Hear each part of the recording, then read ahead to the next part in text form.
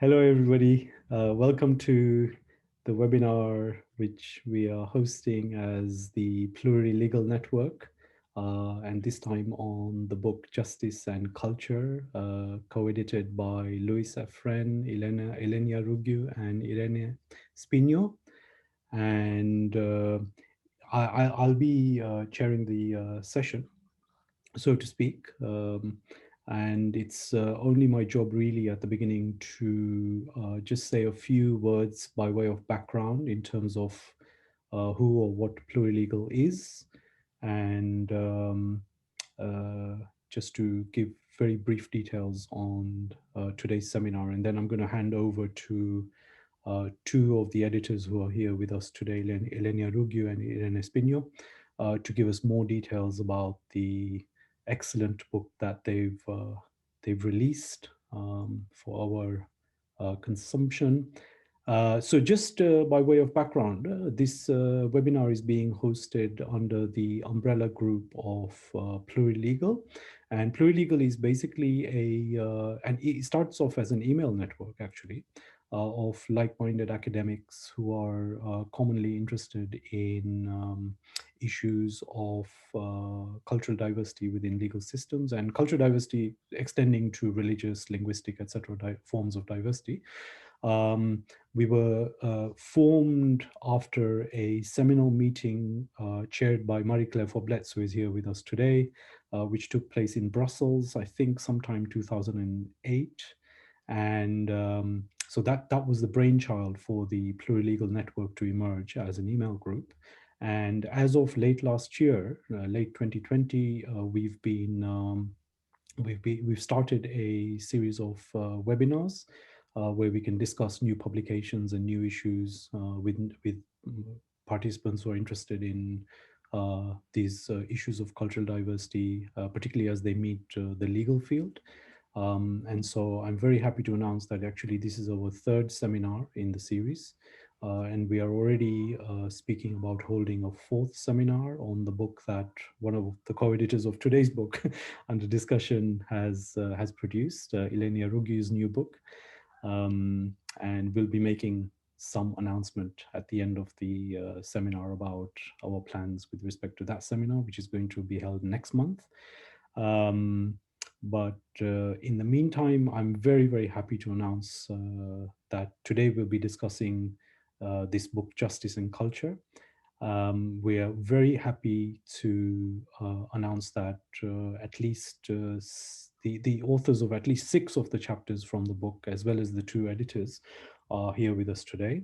I'm also delighted by the fact that Judge Carlos Gómez, who is currently, I think, still the head of the Court of Appeal of the Balearic Islands in Spain, and who is shortly to join the UN Human Rights Committee. And it was a delight for me to hear that somebody of the stature and expertise, and particularly expertise in cultural diversity issues, such as Carlos Gómez has, is going to be joining the UN Human Rights Committee. And I think we can all be confident that that's certainly going to enhance the kind of decision-making that has already been taking place at that very high level world body.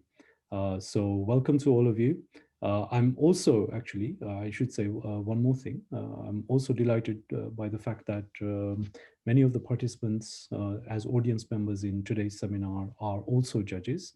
And I'm very grateful to the European Network for the Training of Judges to have circulated the information so that some judicial officers from around Europe could also join us. Okay, I think that's enough by way of background. I'll hand over now to Ilenia Ruggiu and Irene Spigno. I don't know what your batting order is, but you want to say some background words with respect to the book itself? Yes, I think I can start. Thank you so much, Prakash. Good morning to everybody, to all the people who are following us from the American continent. Good afternoon to those participating. Sorry for my connection today, but we are facing some blackout and connection problems due to weather condition in United States, especially in Texas, that is really affecting also the northern part of of Mexico, where I'm living now. And first of all, I would like to thank Professor Prakash for the space he's offering within the pre-legal seminars in order to present the book Ilenia and I coordinated together with Justice Luis Efrén Ríos Vega. And thank you also to the authors who are joining this presentation today. I see many of them, and also some other friends that I have seen around within the public. So thank you so much. For the Inter-American Academy of Human Rights, it is a great pleasure, a great honor to stay in this presentation together with all of you. This book is part of the series Human Rights and Legal Comparison that the Academy is publishing with an Italian publishing house, the Editoriale Scientifica. Actually, the real name of the collection is Diritti Umani Comparazione Giuridica, is an Italian series.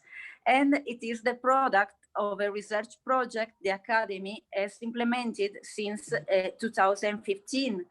This research project is called the International Observatory of Human Rights. The main objective of this research project is to critically analyze judicial leading cases on the most relevant international, regional, and national human rights judicial agenda. These leading cases are selected according to a strict methodology and are analyzed from a comparative perspective, but also throughout a multidisciplinary one, including, for example, history, anthropology, cultural studies, among the others. And Ilenia, I'm sure she will underline this aspect, these features, with reference to the specific methodology implemented in the book we are presenting today. I also want to add that the preliminary version of the research, the texts that are published in the book were presented in 2018 in Cagliari, Sardinia, in Italy, in the framework of a 2-day conference on justice and cultural legal techniques and principles to deal with multicultural conflicts.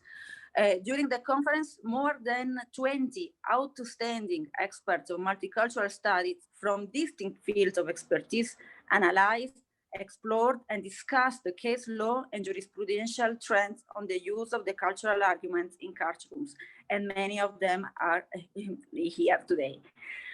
Also, I would like to take this occasion to thank other 2 partners that made possible the Sardinian conference and this project, the Horizon 2020 Kleisel project, coordinated by Ilenia, and the Observatory on Justice, International Protection, and Transcultural Dialogues. That is a recently created organization. It was established in 2017. And it's an organization that gathered 60 persons, including judges, lawyers, academics, all people committed to draft guidelines that may be of support, of help of judges and lawyers when approaching a multicultural dispute. And from the Inter-American Academy of Human Rights, we are strongly convinced of the extreme need to include research tools and researchers like those published in this book, because they are a way to guarantee, in a strongly way, a better and more complete protection of human rights. But I don't want to take more time. So thank you so much for the space, and thank you so much to all the writers, the authors of the book who are joining us today. Thank you for their knowledge, for their commitment. These are features that made the book possible. And of course, special thanks goes also to the other co-editors, Ilenia Ruggiu and Luis Efrén Ríos Vega, for their effort, support, and work. Now I'm looking forward to listening our speakers' comments. Thank you so much for your attention. Thank you, Irene. I follow your presentation by describing to the public a little bit the structure and the methodology used in the book.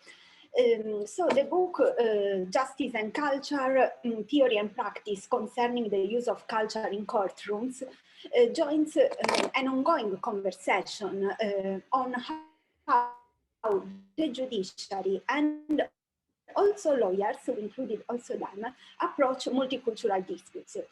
The book aims to add to this ongoing, broad, and very dense conversation some updated research with the aim to increase in judges and lawyers the awareness on a well-informed use of culture.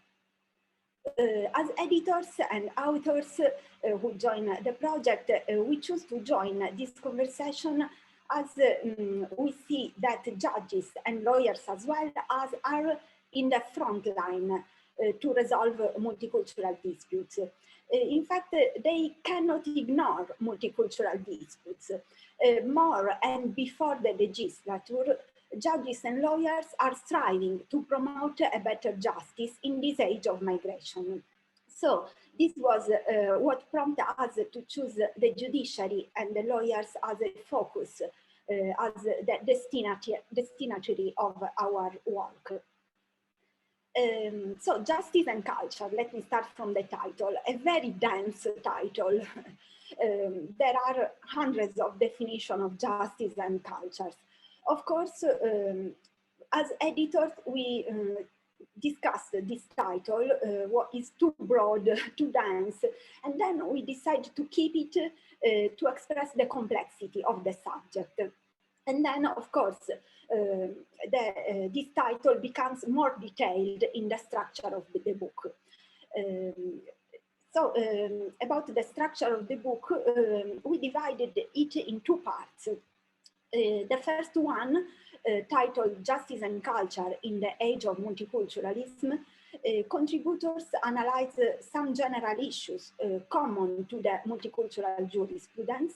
And this part explores policies, arguments, balancing techniques, legal tools, and best practices at a comparative level, focusing on some Western countries.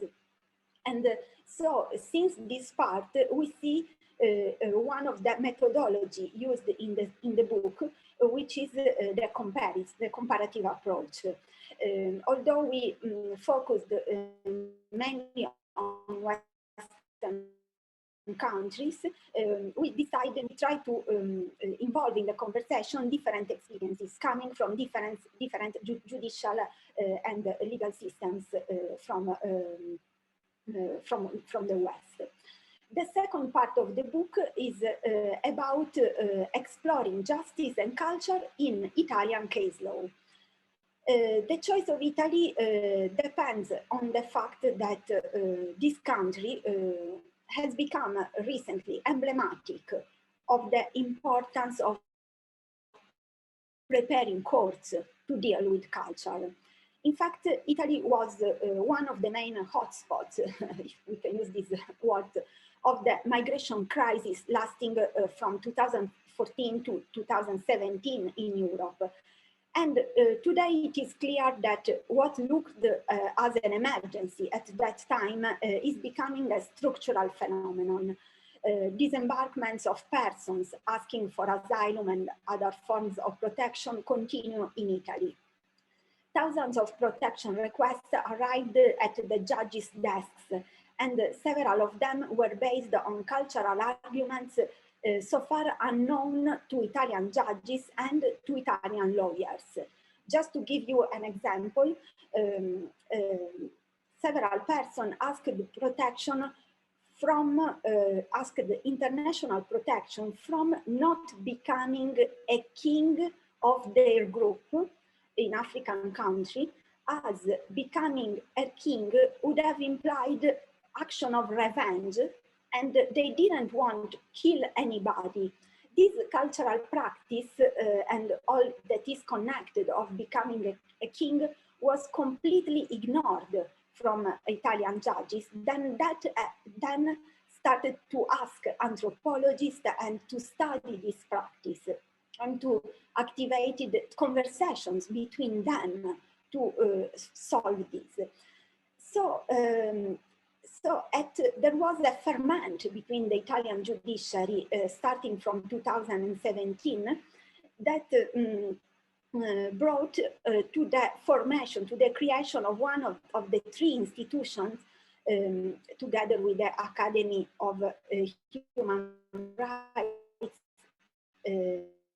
Inter-American Academy, and the European Union, which is the Observatory of Transcultural Dialogue and International Protection, born in Italy in 2017, composed by 60 between judges and lawyers and academics, that started a conversation on how to bring culture to deal with the migration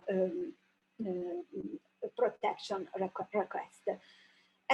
Of course, this is to show you the emergency that Italy faced and that moved us to choose Italy as a case study. But to not mention the daily and more ordinary cultural disputes that arise from the inner diversity of the Italian society due to the fact that 6 million out of 60 million of the Italian inhabitants belong to different cultures, so 10% of the population. And this is a reality in our global world of many societies. So the book moves from the premise shared by the editors that culture matters for justice.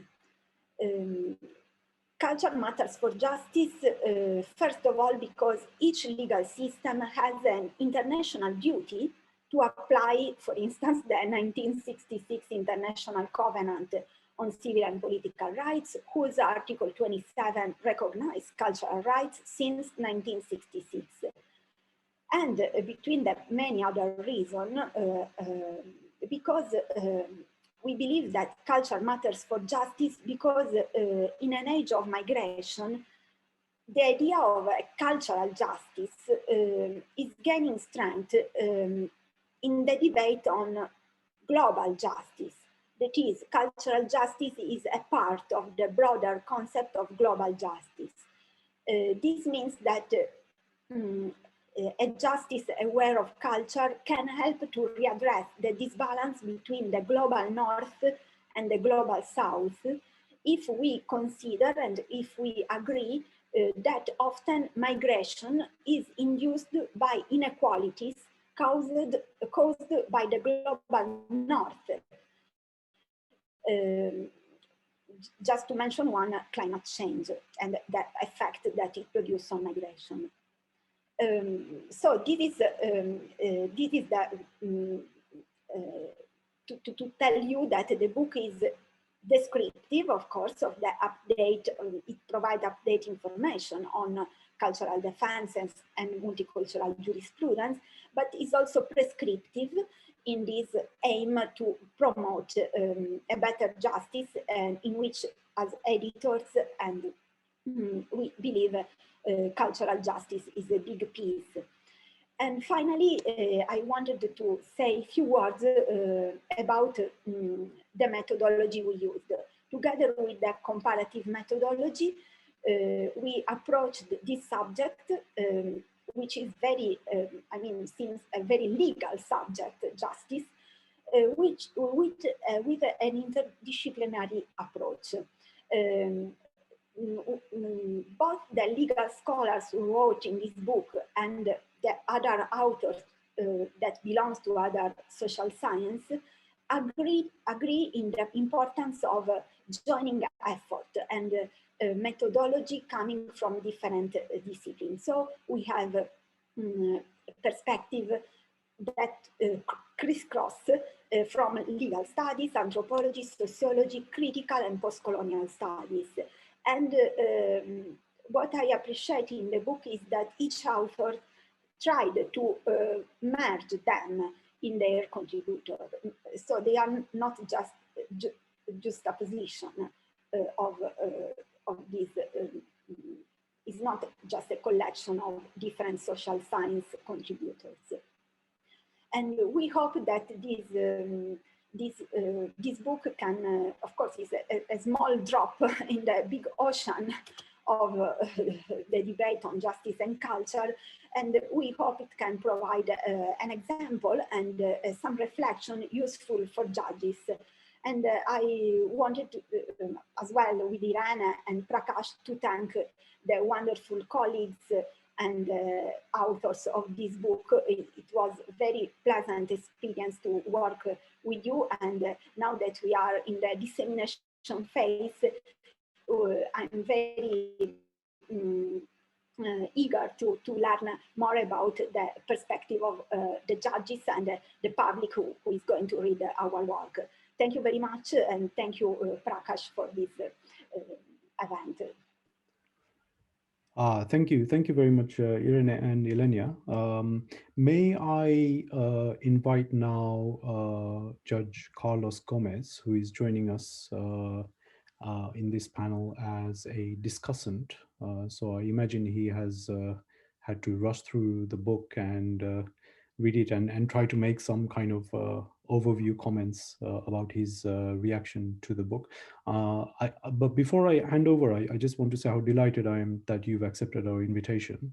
And I may have already mentioned that I was equally delighted the fact that you have now been elevated to the world body, the United Nations Human Rights Committee. And we very much look forward to your feedback on the book itself. Please, Sir Judge Gómez. Hello, can you hear me? Yes? Can you hear me properly? Yes. Yeah, okay. Yes, well, thank you very much, Prakash, for inviting me. And well, it's a pleasure for me to see some faces that I haven't seen for years. It brings me a sort of memories of a past life previous to the pandemic, and it's a very pleasant souvenir that I keep of the different well, occasions in which we met in our previous life. Well, yes, I will give you an overview of the book from a judge point of view, a judge who has also made a sort of a kind of reflection on this issue for several years. All the articles and the work that was collected in the book Justice and Culture deal, from my point of view, with a general common issue, and that is cultural difference as a challenge for legislators and for judges in countries under the rule of law. In effect, the law since Roman times has been presented as strongly related to the community, to the people from which it comes. Roman legal norms, like the lex, the senatus consultum, and even the imperial constitutions, sought their legitimacy in one way or the other, directly or indirectly, in their origin in the people. The safest etymology of the word lex is legere, one of which meanings is to choose, which would be later said eligere, which suggests that the norm has been chosen by its recipients and that the law itself would be an emanation of its addressees. We, the people, are the opening words of the Constitution of the United States of America. If the law has its origins in the people, in the community, we must agree that a certain cultural homogeneity is needed within the group from which the law proceeds and to which the law is addressed. Historically, sharing a common culture has enabled the construction of the general will, which would justify the law in the liberal state model, or the emanation of the Volksgeist or spirit of the people that would validate the law according to the romantic idea of the state. But from anthropological point of view, we arrive in this way to a kind of deadlock in the justification or in the search of legitimacy of the law in cultural diverse society, in the sense that in them, there's not a unique people, group, or community that can be identified as the sociological source of the law. Indeed, cultural plural societies lack the homogeneous demographic base that allows both the birth of the law and its non-coercitive fulfillment, indispensable for cohabitation, because the law can only be imposed by force as an exception, not as a general rule.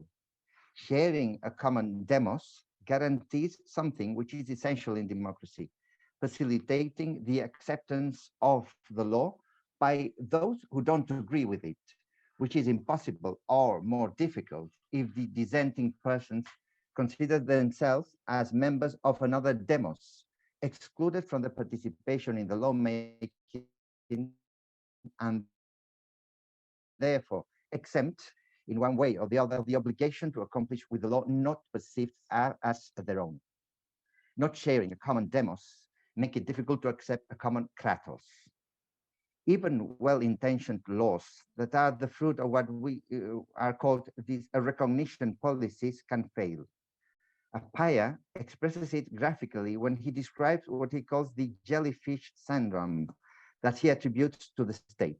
Appiah says, when the state turns its gaze toward us with its identity documents, its educational regulations, and other instruments of recognition, invariably it fixes and stiffens a phenomenon that is neither fixed nor rigid.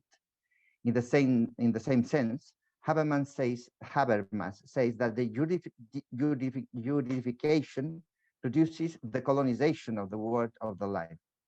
Or as Abigail Eisenberg shows in her work on minority and majority in Canada, easily the law mobilizes an us versus them.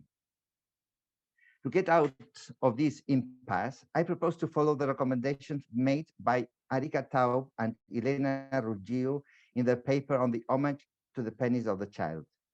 Culture is not something that belongs to the others or to minority groups. It is something that belongs also to the dominant group in society. So, as they propose, let us turn the mirror to the West and undertake a journey in time in search of the concept of law in history prior to the French Revolution. We shall stop in two ideas. First, the concept of common law, which was in force throughout Europe before the codification, and it is still in force, generally speaking, in Anglo-Saxon countries, called for the reason common law countries, in front of the rest of European nations, called for the reason continental law countries.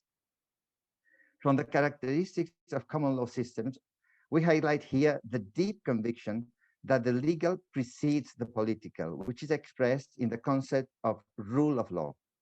According to Antoine Garapon and Julie Allard, all common law jurists share an implicit representation in which law precedes politics. Both historically, the common law preceded the Norman invasion, and genetically, political power must respect some fundamental rights, such as the due process of law. This idea that the law is linked to a pre-existing legal heritage is in the origin of human rights as fundamental rights, as rights now embodied in the constitutions, which are rigid and cannot be changed by parliaments. In the constitutional state of law, the legal system is presented as a set of laws subject to fundamental rights, in the sense that in order to determine whether the law is valid for the regulation of important aspects of the life of the people, we have to verify whether that law is consistent with human rights or not. The question about the universal or purely Western character of such human rights arises. On this disputed subject, I think it's worth making two remarks. The first is that we can recall, as Ferrajoli does, that the validity of human rights does not depend directly on the degree of adherence that they awake. For instance, the Catholic Church opposed freedom of conscience until the Second Vatican Council. According to the same author, to Ferrajoli, a referendum held in Beccaria's time on his book on crimes and penalties would have received the consensus of Beccaria himself and half a dozen of his friends. Nor would it have been more successful the Universal Declaration of Rights of Man and the Citizens of 789, if it had been put to a vote. And even today, a referendum on criminal and procedural guarantees would to be feared. The second remark is that criticisms on the universalism of human rights sometimes refer more to the form of presentation than to their content.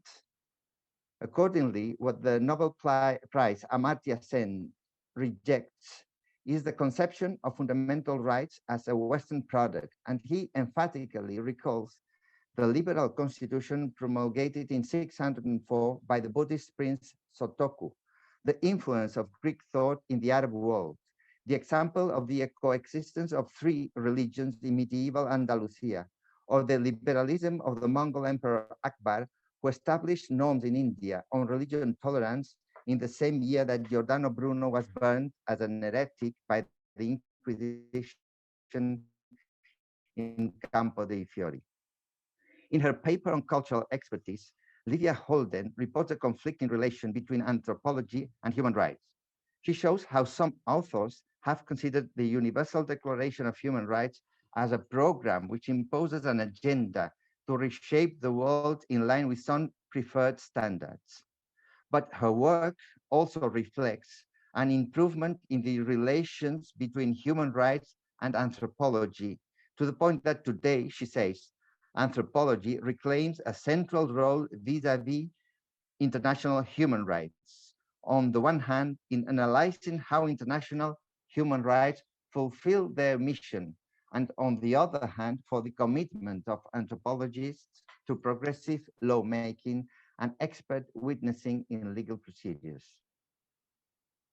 The second stop that I propose in the conception of the law prior to the French Revolution goes back to an even earlier past, Greece. Hannah Arendt reminds us that the Greeks, unlike the later developments, did not consider legislation as a political activity. In Greece, Hannah Arendt recalls us, the jurist was like the builder of the city wall, someone who had to carry out and finish his work in order to make possible the political activity inside the city. This is the reason why in Greece, the lawmaker, the legislator, was treated like any other craftsman or architect. And in fact, he could be brought in from the outside and commissioned the work without having to be a citizen, while the right to politeuestai, to engage in the numerous activities that eventually took place in the polis, was exclusively intended to the citizens. Afterwards, it was Rome that placed the law in the center of the civitas, the successor of the polis. The law crossed the walls of the city and penetrated inside it through the converging public streets, the Cardus and the Decumanus, in order to reach the public place of the Forum, in which the law came to occupy a central place in the social cohabitation. In my opinion, the Greek idea of the law, which aim would be to delimit the contours of the space in which the lives of the citizens take place, suits better the role of the law in plural societies. Alison Dundes Renteln talks in her work on policies to facilitate the judicial consideration of culture about the risk of essentializing culture. And the same thing does Abigail Eisenberg in her article on protection of minorities and majorities in Canada. But my question is, couldn't there also exist reciprocally a risk of essentializing the law? If the goal of the law is only to delimit a space where the private and public life of the citizens take place, then the risk of essentializing diminishes. The different and less ambitious conception of the law in Greece skips the essentialization danger, because the goal of the law would not be to go inside the lives of the people, imposing certain values, but to create proper conditions where people could lead their own life according to their own values.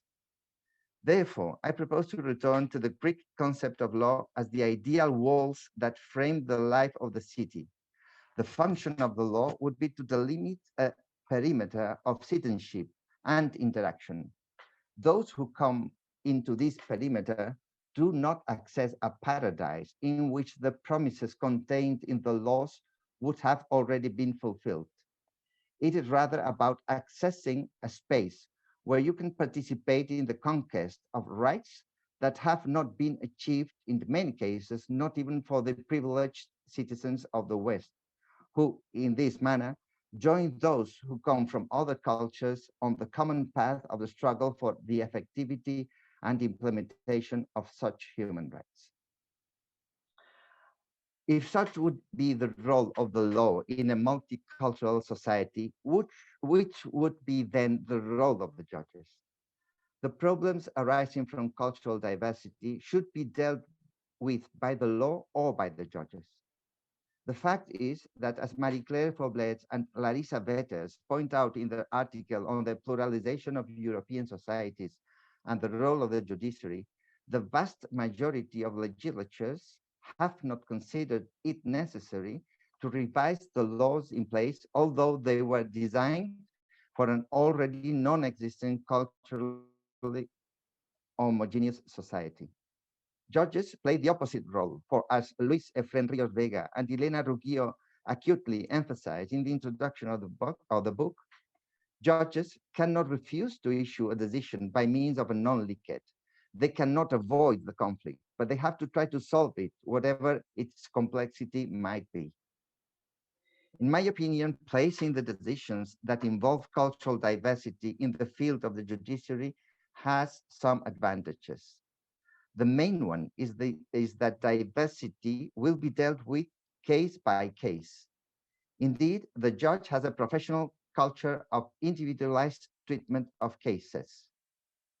Unlike what happens with the legislative and the executive powers, the judge does not approach problems with a general perspective, but on the contrary, with an individual and individualizing vision, since his function is to transpose the generality of the law to a particular case.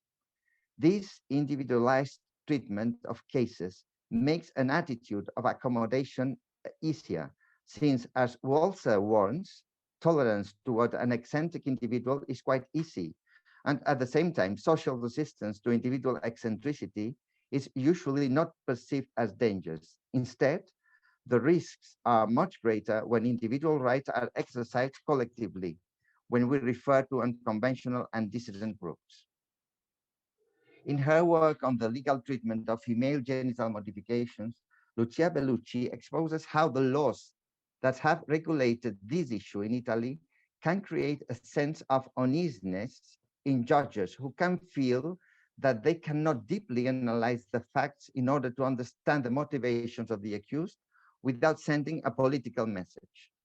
In my opinion, this uneasiness of the judges would come from the fact that legislation can introduce a general approach incompatible with the individual treatment of cases characteristic of jurisdiction. The second advantage of placing the treatment of cultural diversity within the judiciary is that in a scenario where legislators do not change the already existing laws, although the presence of cultural minorities in societies, the only way of dealing with cultural plurality issues is legal accommodation. Legal accommodation has to be done, as Avigail Eisenberg says, accepting adjustments that make institutions more inclusive, without disturbing the fundamental priorities and purposes of those institutions. These adjustments can only be done through the technique of balancing the different concurring principles. This balancing between opposite principles is precisely one of the typical ways of reasoning of the judges. In different parts of the book, the importance of cultural expertise is highlighted. I fully agree in this opinion.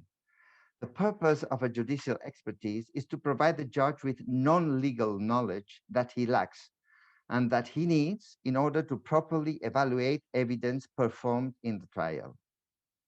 Cultural expertise becomes essential when the facts on which the decision should fall present a cultural component, when, for instance, the facts pass the cultural test which the Italian Supreme Court uses and which Clara Rigoni refers to in her article on the last jurisprudence of the Italian Supreme Court. In such cases, the role of cultural expertise is fundamental in two ways. First, it avoids essentialization of culture. In fact, social and anthropological expertise will force culture to remain in the domain of the evaluation of the fact at stake. Cultural expertise will contribute decisively to avoid the side effect pointed out by Prakash Shah of traditional practice being reformulated in normative terms in order to get the acceptance of the dominant legal order. Cultural expertise would contribute in keeping culture as a fact and in rejecting its consideration as a norm. Additionally, social and anthropological expertise would also help to avoid the populist presentation of culture in courts as backward and violent, as denounced by Lydia Holden in her article. Second, cultural expertise is an essential requirement to keep the judge impartial. In effect, cultural expertise will make cultural biases emerge.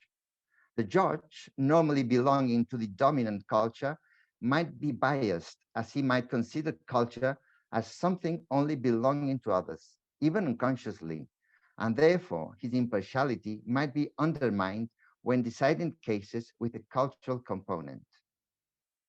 Cultural expertise is a way of bringing this matter out of the inner subjectivity of the judge and placing it as an object to be openly discussed in the judicial process, jointly with the parties and with due transparency. Cultural expertise allows a displacement of culture from the subject of the judge to the object of the judicial process. This is the reason why training is so important, as Paola Lovati remarks in her presentation of the Observatory on Justice, International Protection, and Transcultural Dialogues.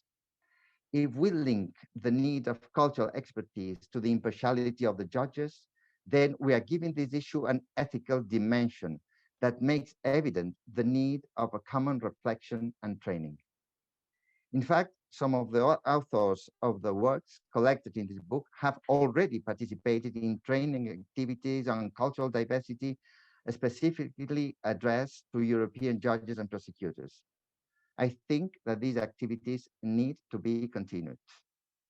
Books as the one we launched today contribute decisively in this process of awareness and collective construction of ways of dealing with cases in which cultural diversity appear with all its complexity, with all its human interest, in the seek of a justice able to adapt to our plural societies. Thank you very much for your attention. Thank you very much, Judge Gomez. That was brilliant. If now what we are planning to do before opening up the floor for questions is to allow the authors who are present, and we have authors of 6 of the chapters here today present, and allow them to talk briefly about their own chapters. And after that, we will take some questions from the audience participants. So if I can call upon Professor Alison Dundes Renteln, who is joining us from California, to present something about her own chapter. Over to you, Alison. Thank you very much for this opportunity to speak to the webinar about this new thought-provoking book, and congratulations, everyone. It's wonderful to have another book that calls on jurists to take cultural defenses seriously, and it's a pleasure to see all my distinguished colleagues here.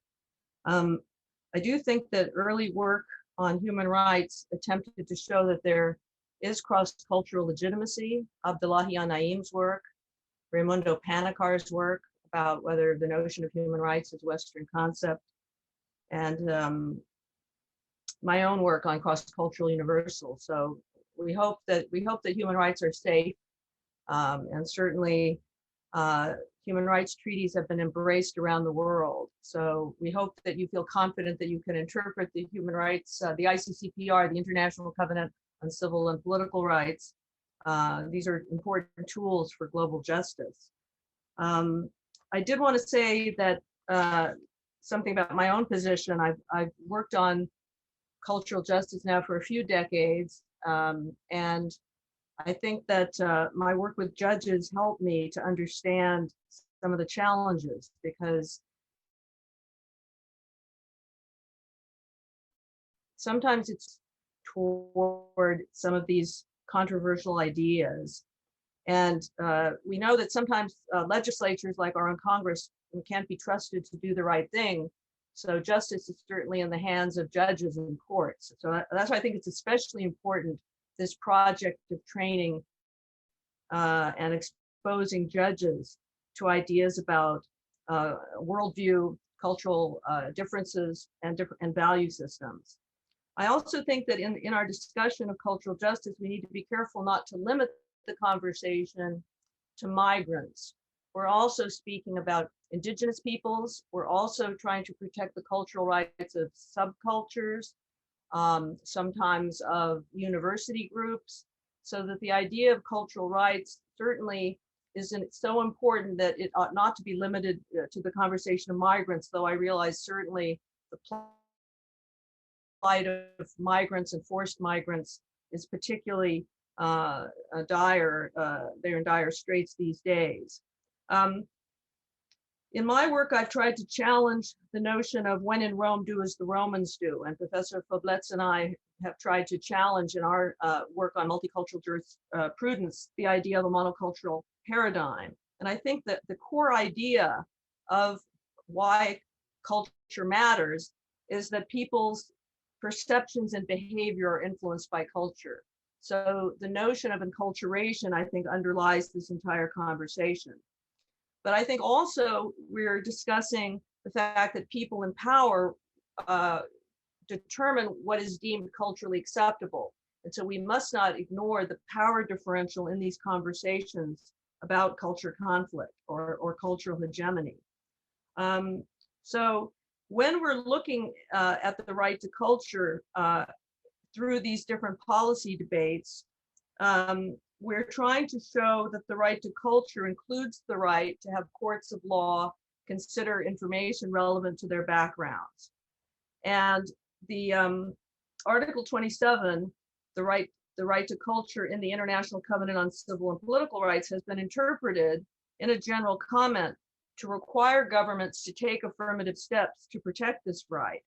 And I think one thing that could be very important for the Human Rights Committee would be to issue other cultural evidence on allowing cultural defenses.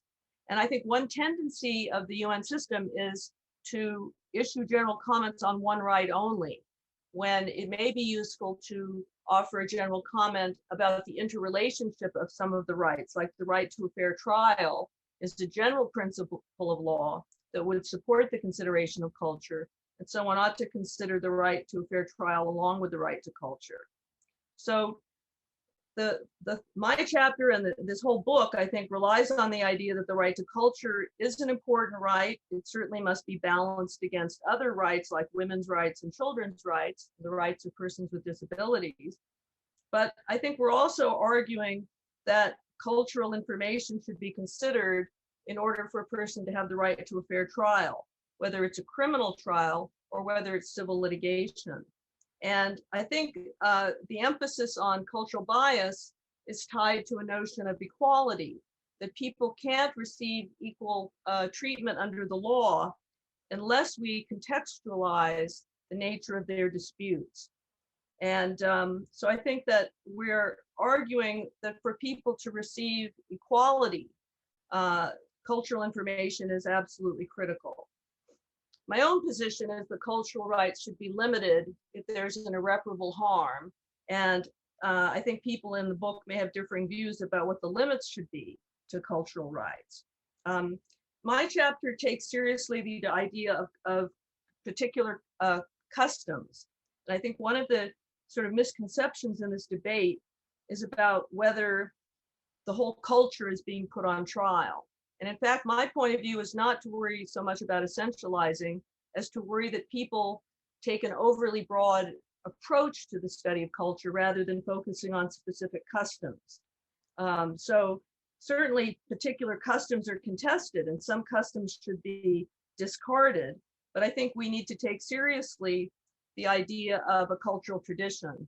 And I think sometimes the elites and theorists will argue about whether culture is contested, but if people ask members of the Sikh community what a kirpan is, they will know what a kirpan is. They may or may not choose to wear one, but they know what it is. So I think despite the complexity of arguments about specific cultural traditions, this is something we need to take seriously.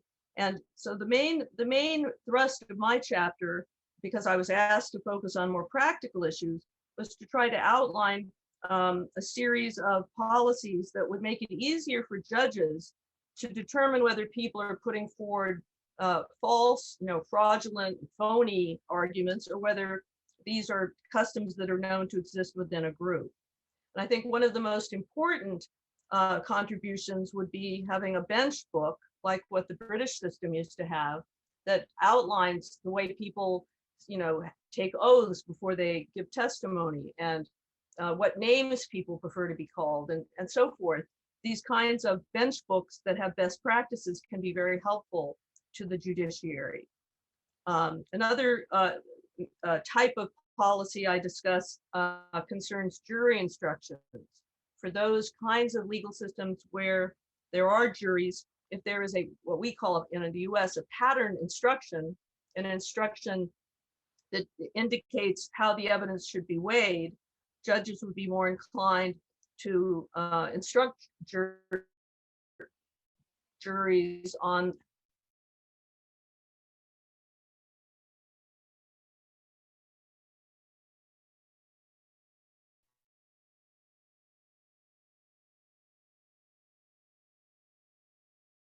how that precludes them from considering culture, but because it may seem daunting to do so, judges would prefer if there were some sort of specific authorization to do so.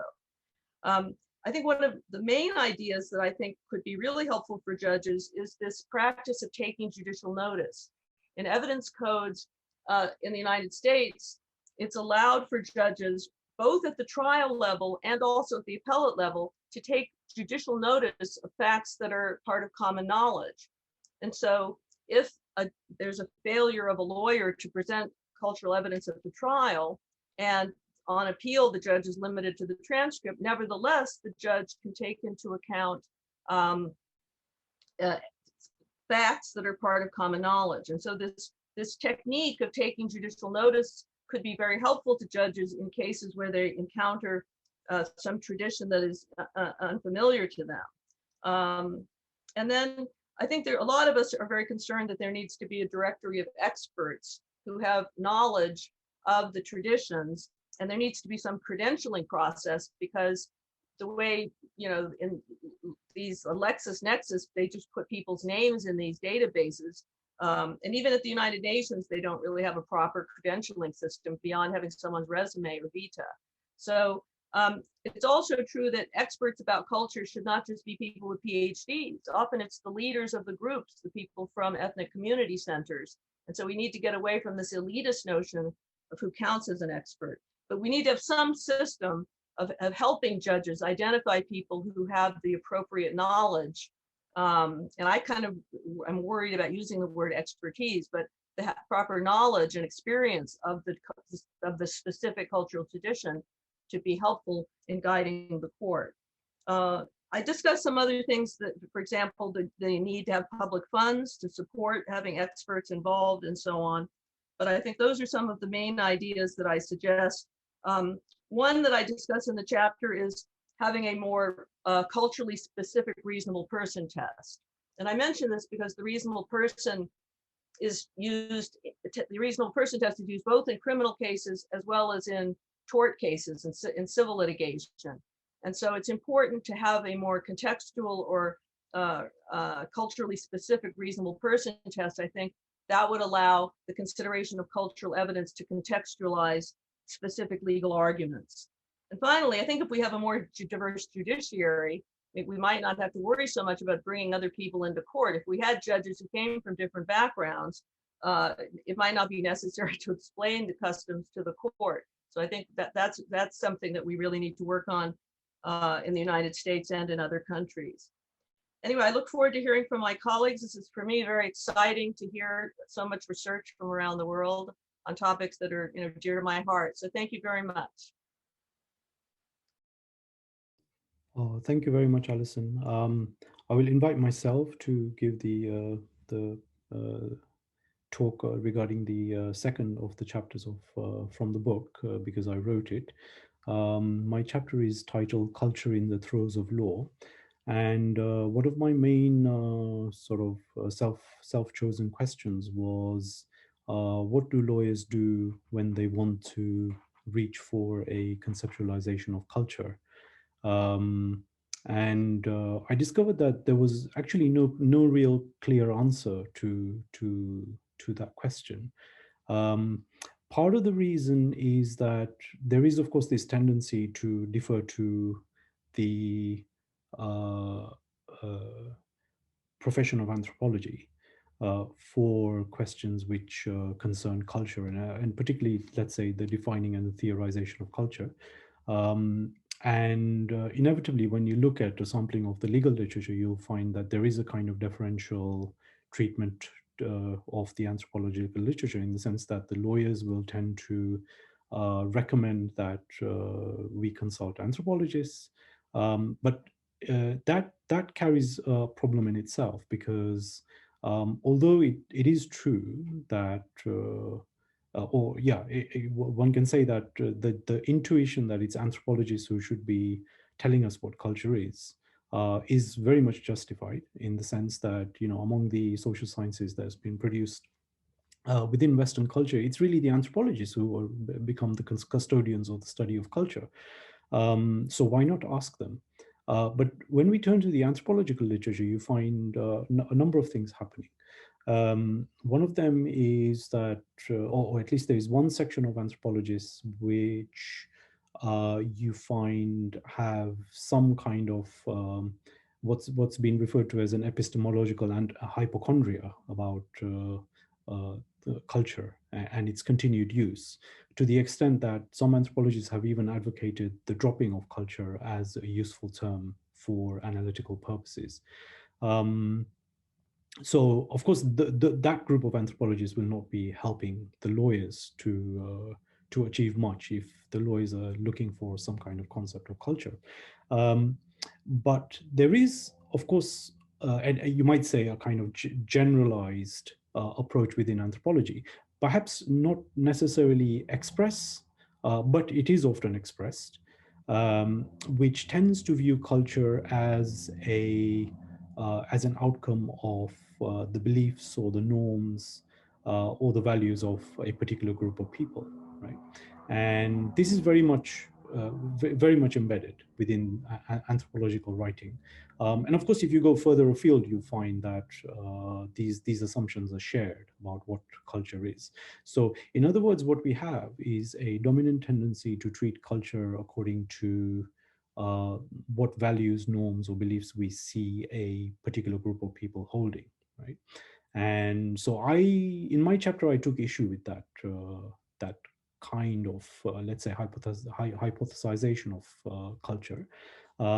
It's not, as I said, it's not always an expressly hypothesized, but it's definitely works at a presuppositional levels that, when we ask the question what culture is, people will generally have this tendency to point to the beliefs, norms, values of a particular group of people. So, and the argument that I pursue in the chapter is that actually taking culture as a, let's say, some kind of reference point for the beliefs, norms, etc. of a culture is very much a Western way of looking at human beings, right? Yeah, and one of the ways you can argue that is to say that actually it reflects a prioritization of beliefs over practices, right? And in so doing, what it does is to say that actually human practices are founded. And what are they founded in? They're founded in beliefs or norms, values of a particular group of people. So what it does is to tell us that it is Western culture which looks at foundations for certain practices, right? And the foundations happen to lie, so we are told, in norms, beliefs, etc. And I say that that's Western based on the research work of scholar based in Belgium, S.N. Balagangadhara, who is of Indian origin. And his work on culture actually helped a lot for me to arrive at some kind of alternative conceptualization. So the argument is basically in my chapter in the book that the dominant conception of culture we have is a Western one. And what it tells us is that human beings are intentional beings, and builds on that insight to develop these ideas about beliefs, norms, etc. But that's not enough, because we can point to a very culture-specific notion of culture, but we need an alternative. And this is where S.N. Balagangadhara's work comes in very handy, because not only does he hint at the idea that such conceptualization of culture is Western, but he provides us with an alternative, which is that cultures are basically composed of configurations of learning. And what we see happening right now in the very rich climate, which is the Western world, which has been impacted by all kinds of immigration trends and so on, and a hugely rich cultural diversity, is a kind of laboratory for us to be able to test the different kinds of configurations of learning that are actually meeting together and producing all kinds of interesting, let's say, rubbing ups against each other, and the legal systems having to deal with these encounters, and the legal systems also being really a part of those encounters. And in so doing, what legal systems are tending to do, as Judge Gómez already observed, that I note in the book, is that they transform a series of practices, traditions, and so on into normative ideas or norms and beliefs and so on. And so there is a kind of transformation which takes place in the encounter with Western culture and the dominant kind of conception of culture it has. And what that does is it distorts our understanding of other people's cultures, and inevitably produces some kind of dysfunctional effects, right? And we can argue about what kind of dysfunctional effects are being produced and so on. But certainly there is some problem, right? Stretching from the knowledge problem to the practical impact in terms of what happens with respect to those kinds of dysfunctions which manifest themselves. So that's basically the thrust of my chapter. And of course, I've taken that research project further in my own work, and I hope to be publishing the results soon. It's not yet published, but what I've discovered is that even in the multicultural writing, we are having problems, because multiculturalists, you would imagine, are concerned not just with the multi part, but also with the culture part. And so you'd have thought that they're taking very seriously the culture part, and trying to arrive at some kind of theorization. But the same kind of problem that you saw in the anthropological work, you also see in the writing of the multiculturalists. So I've been going across a few of the prominent multiculturalist writers in Britain, Canada, and so on. And I'm finding that there are two patterns. One pattern is that some of the multiculturalists are actually not interested in culture at all. And that's quite remarkable. I thought that was quite a notable sort of situation. But then there are other multiculturalists who do try to take conception of culture seriously, but then simply reproduce the kind of presuppositional pattern that we already encountered with the anthropological writing and so on. So I think that they would be also subject to the same kind of criticism, and don't take us very far in terms of helping us to arrive at a better theorization about the true situation of what's actually going on within and outside of law when cultures meet. And of course, I'm advocating that if we take cultures seriously as configurations of learning, we can learn a lot more about what the situation is and how things are unfolding in the very rich climate that Western culture or Western countries actually show currently in and outside of legal systems. So I'll stop there. I hope that I've said enough to tempt potential readers to actually have a look at the book. And I will hand over to Avigail Eisenberg, who I think joins us from Victoria.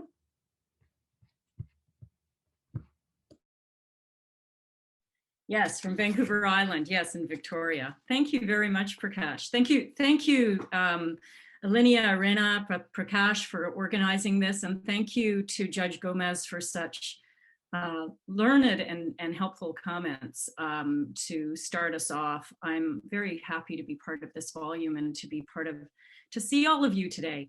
It's wonderful. I remember last time seeing many of you in Cagliari, and I miss being able to go there. We will hopefully all meet there again soon. So my contribution to this volume is the chapter is it reflecting my discipline of political science. I'm glad to be included amongst the anthropologists and legal experts.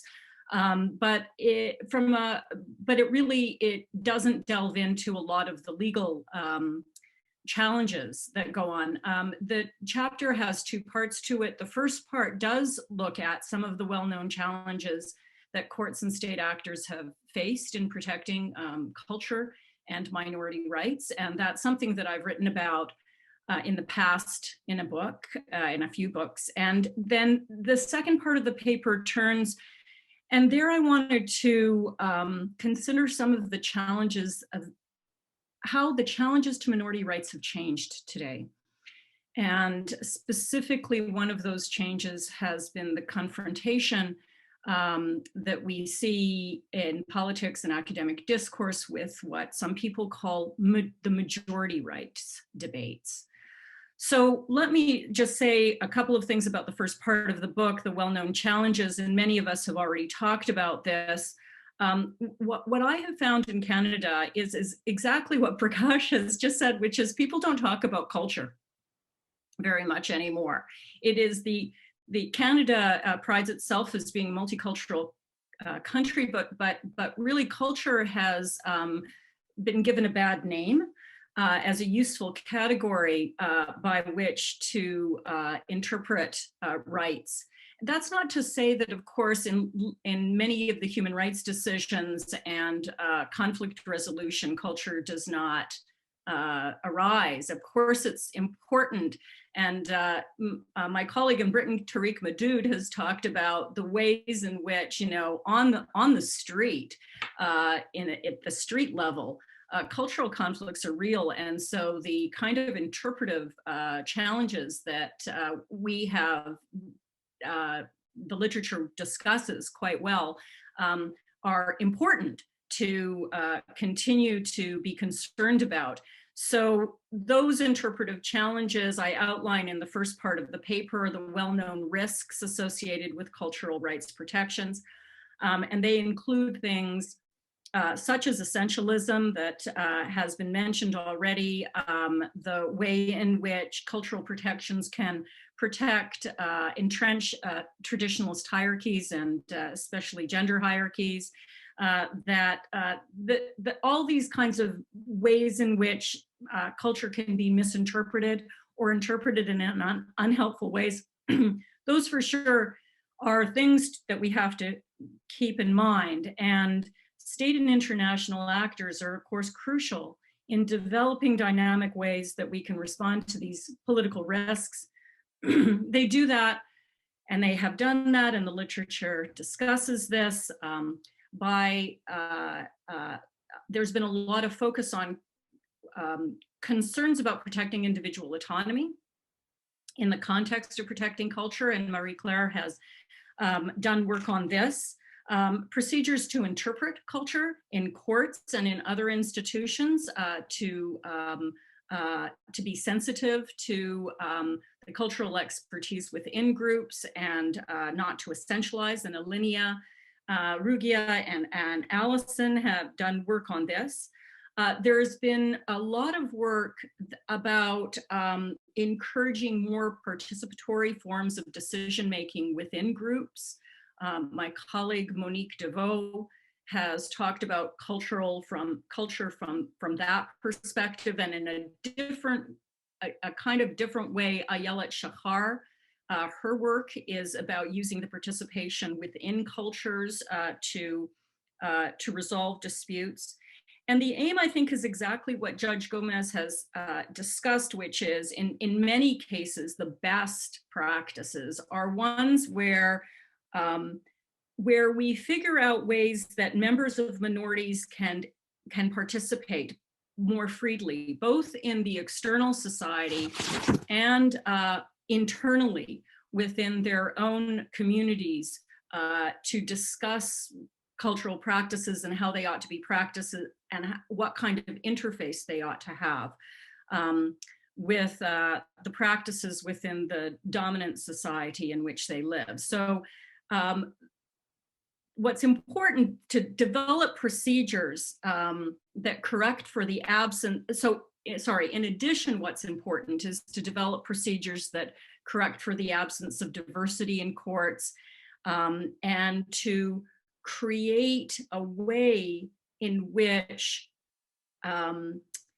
disputes within particular contexts and countries can have access to external perspectives on minority rights, so that we don't get an overly local way of looking at problems. So this is only to say that I think the role of international institutions is so crucial to many of the cultural conflicts that happen within each of our countries.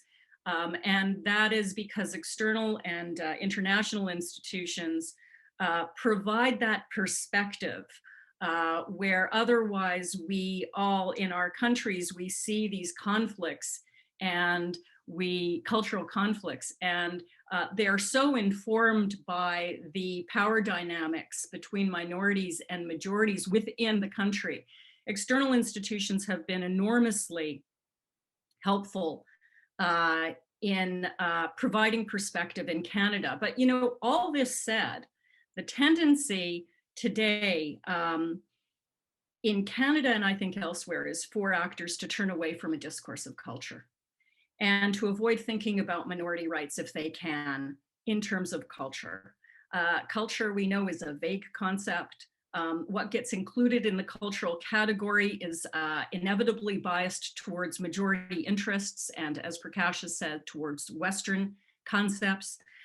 In Canada, this has been particularly a problem because a lot of the cultural discourse has applied to Indigenous peoples, and that culture and the idea that the majority should manage the minority's culture by interpreting that culture in high courts is viewed as a form of colonialism, and it is something that Canada has become devoted to avoiding. So even though it's a very interesting time, because even though there are interesting debates about culture that must occur, we don't see it at the high level of discourse as much as we used to in the past at all in Canada.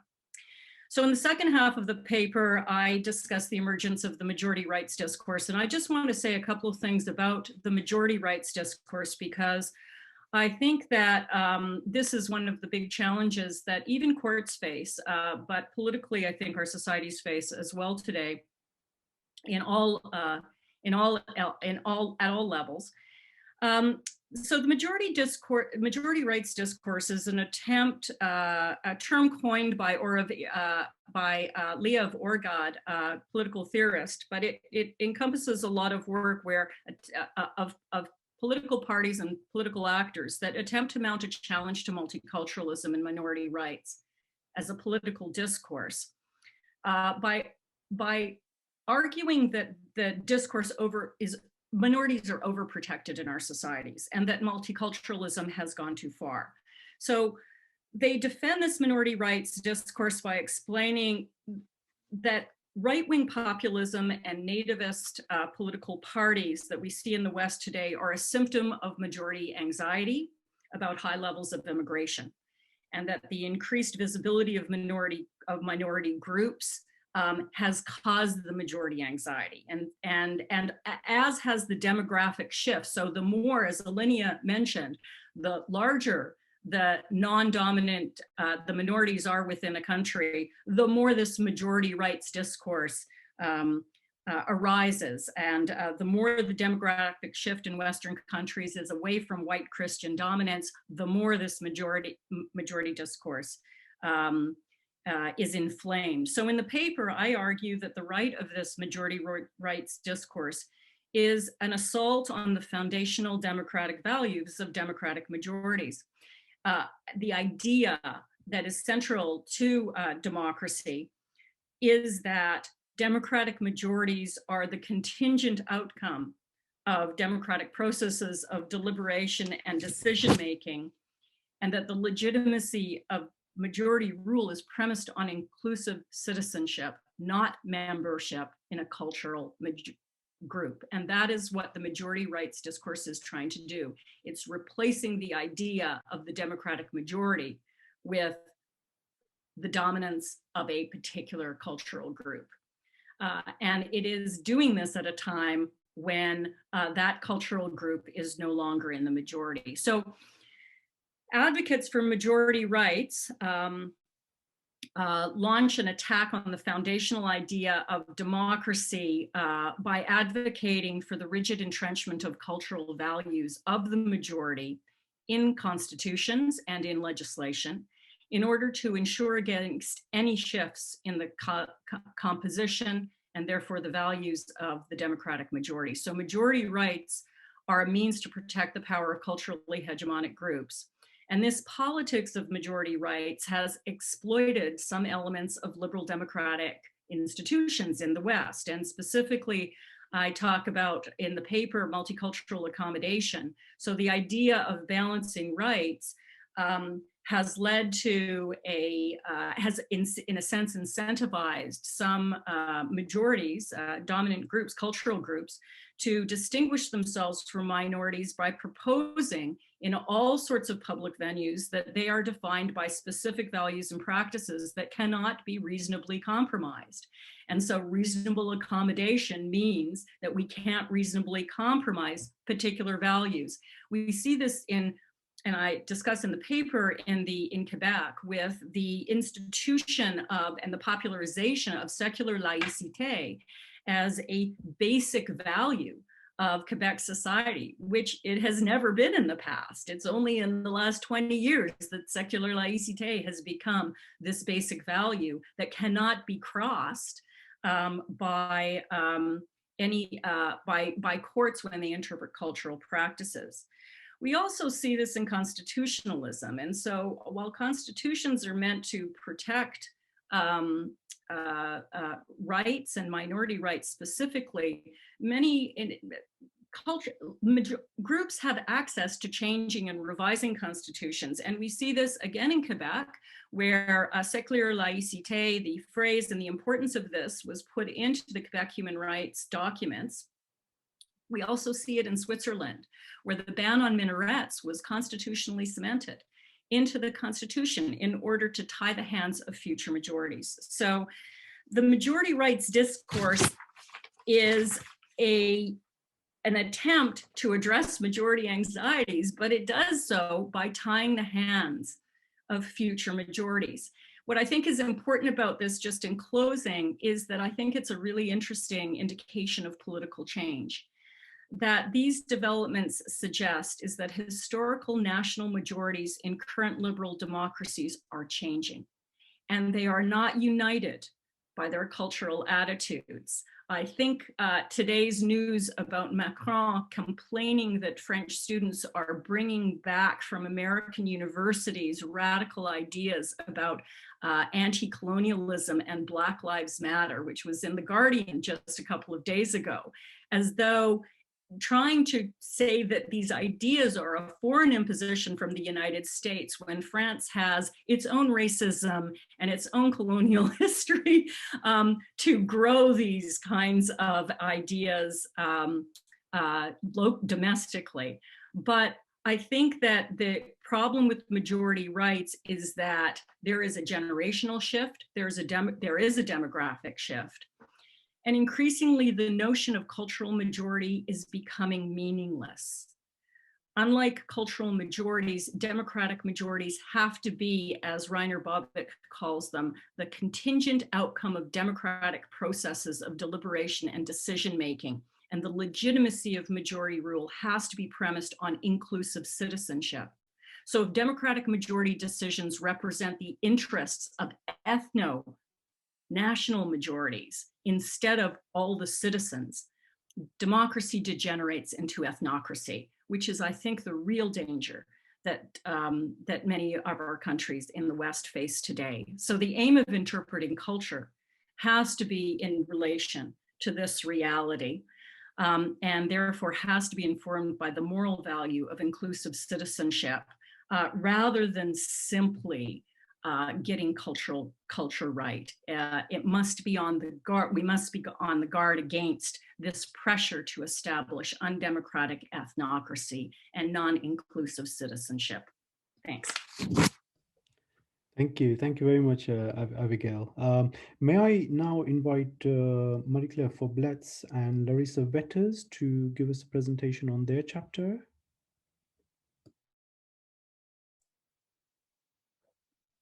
You hear me? Yeah. Well, Larissa and myself, we distribute the work. I begin and then she will take over. I don't know how she feels about this evening now, Larissa. I'm so happy that we were not the first, because I really enjoyed, I really enjoyed the way each of us is really sharing a kind of passion about how to take responsibility vis-a-vis this absence of the diversity in the court. And I'm plagiating now Abigail. I would even say the absence of an appropriate apprehension of culture in the court. And I think we all are looking for what would be an appropriate apprehension. And so the only thing we do in our text is showing how we here in Halle at the Max Planck Institute for Social Anthropology, the Department of Law and Anthropology, are trying in different ways to take our responsibility.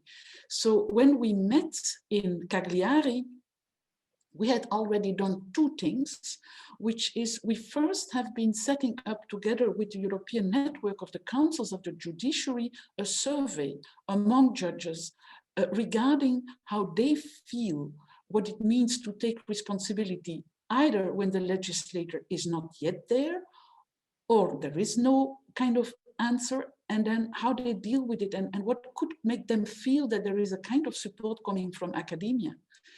And the answers, I distribute them over three kind of, the first answer is, yes, it's a very demanding task.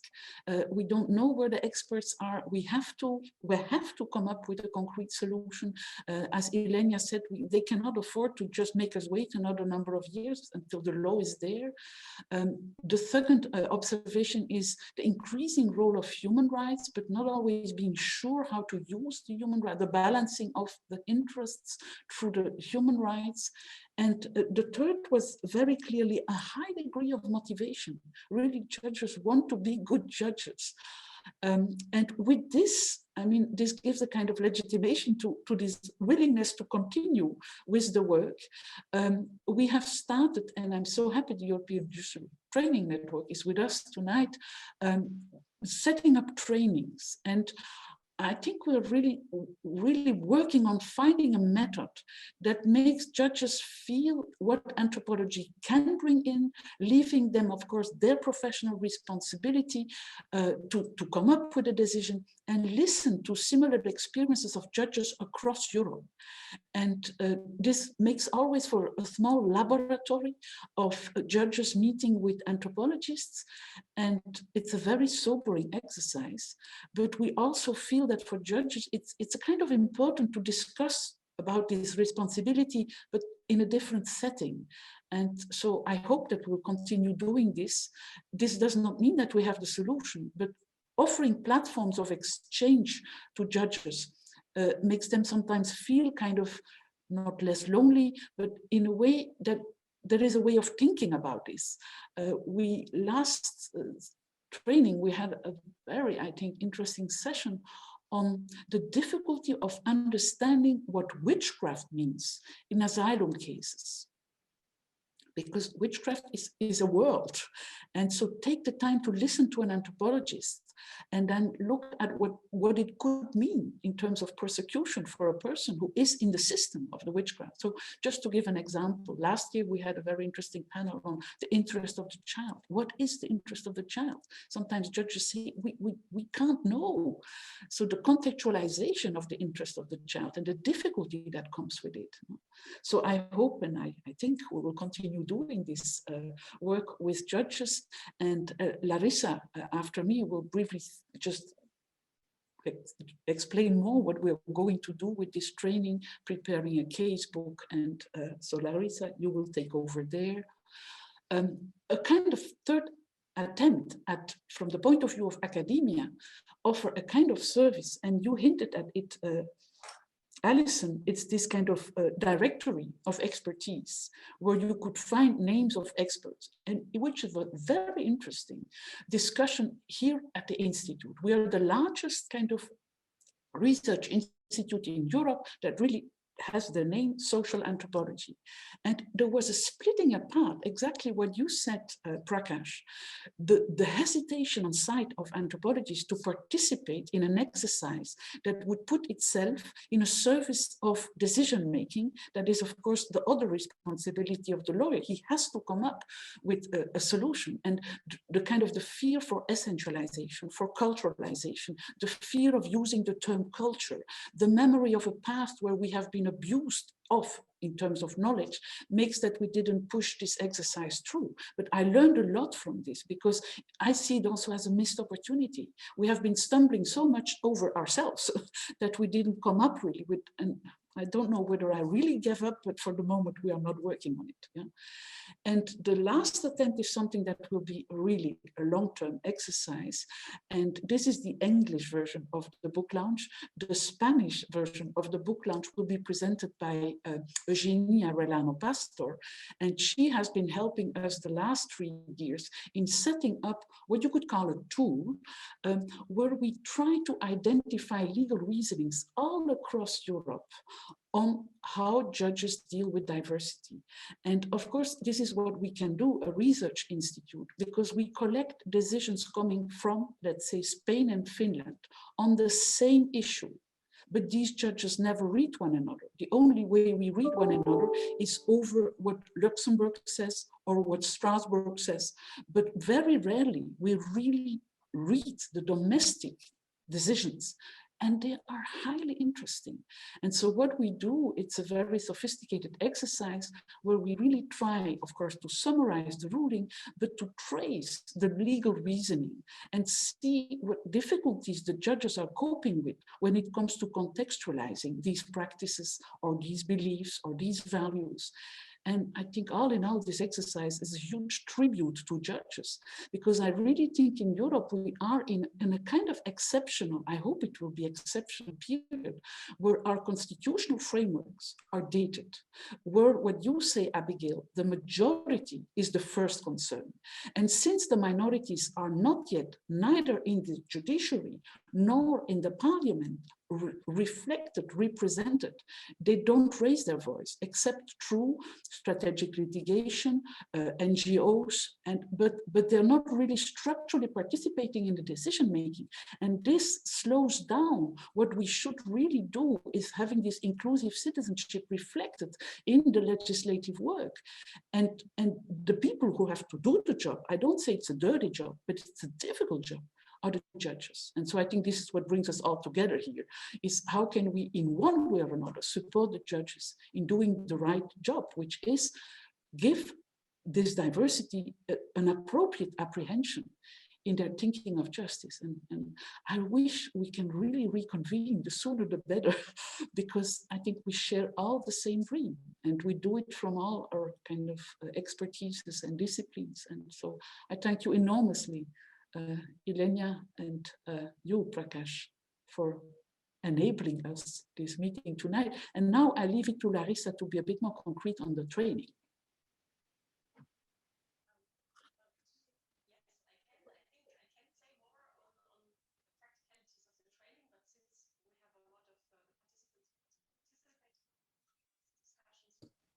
Larissa, we can't hear you. That is the trick. Now you should be able to hear me. I'm sorry.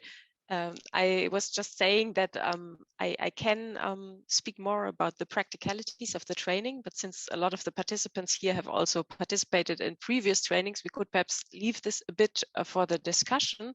The last observation that I wanted to make, and a point that we also elaborate a little bit in the article or in our contribution to the book, but then basically leave open for future explorations, is the changing role of the judiciary that we saw through our collaboration with judges, with the EGTN, and also with the German judiciary.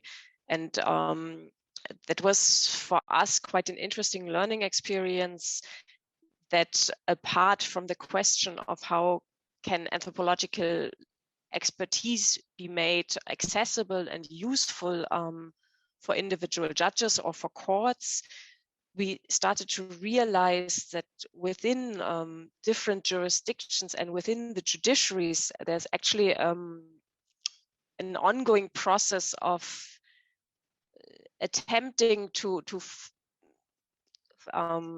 start initiatives in order, so judges are becoming basically active and reaching out and redefining their own role and redefining the role of the judiciary in the process. And a lot of these initiatives that we then came across have also been mentioned. Mark posted the bench book, which is one of the early examples. Ilenia mentioned the Italian observatory. We have a similar initiative in Germany in the field of administrative law and asylum adjudication, where German administrative judges have been lobbying for a country of origin information research institution within the judiciary. And so we see these initiatives within several jurisdictions, and we have kind of called this in our contribution to the book, or phrased it with a question mark as the judiciary as a knowledge processing, but also a knowledge producing societal institutions. And we see that this is really an interesting field for future social legal research into the role of the judiciary. And so that was where we ended with our contribution, pointing out this as a potential field for future research. And this is perhaps also something for our discussion here.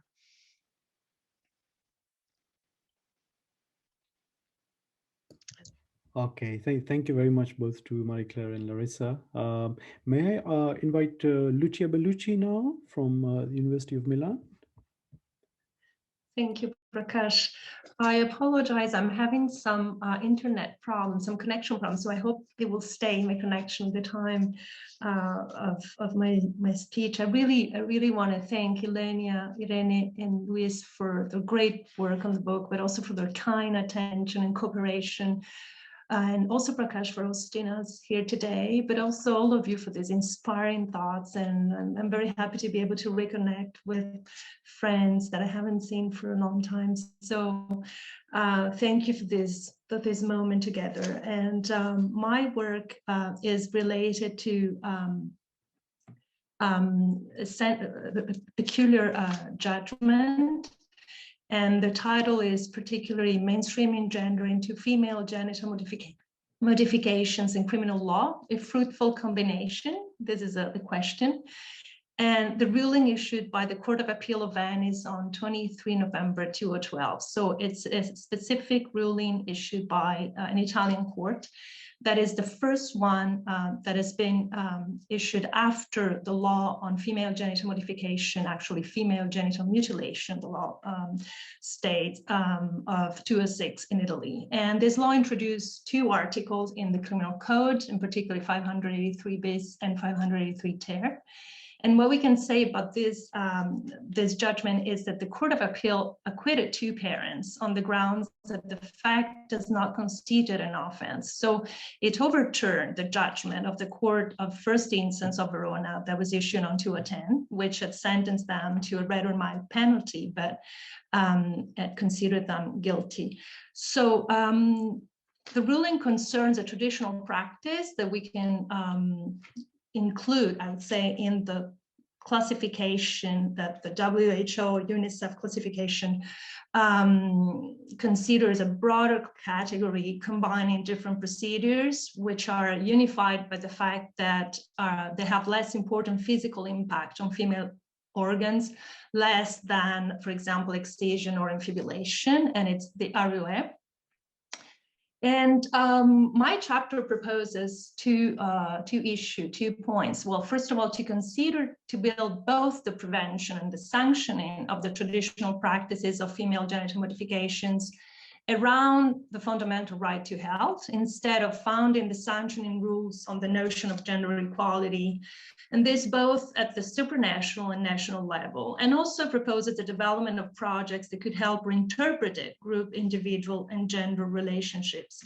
Well, before we go into these proposals, I would like to recall to focus on the fact that this article, particularly 583 bis, provides for mutilation a sanction that is actually harsher than the one that the criminal code, the Italian criminal code, provides for personal injury.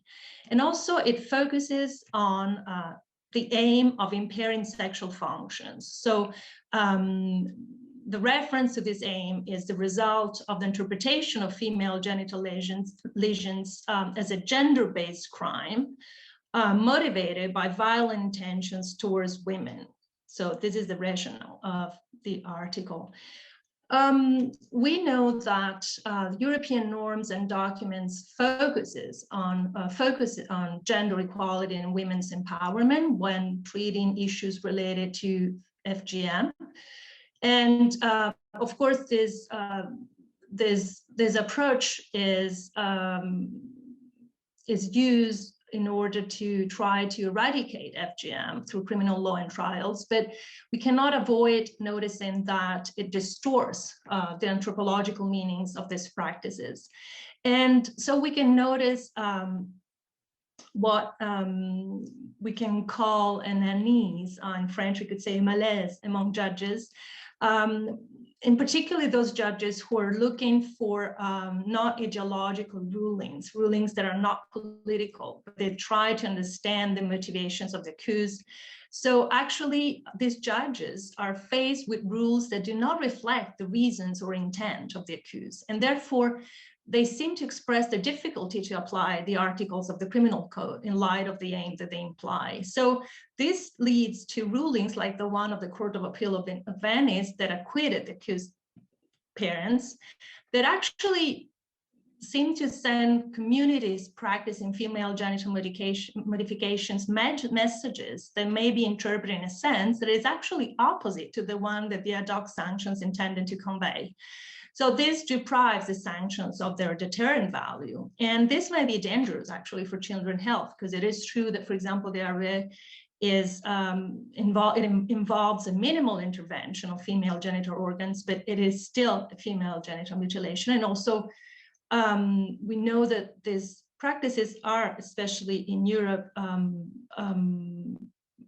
practiced in precarious sanitary conditions. So even less invasive forms present risks for children's and women's health. So actually,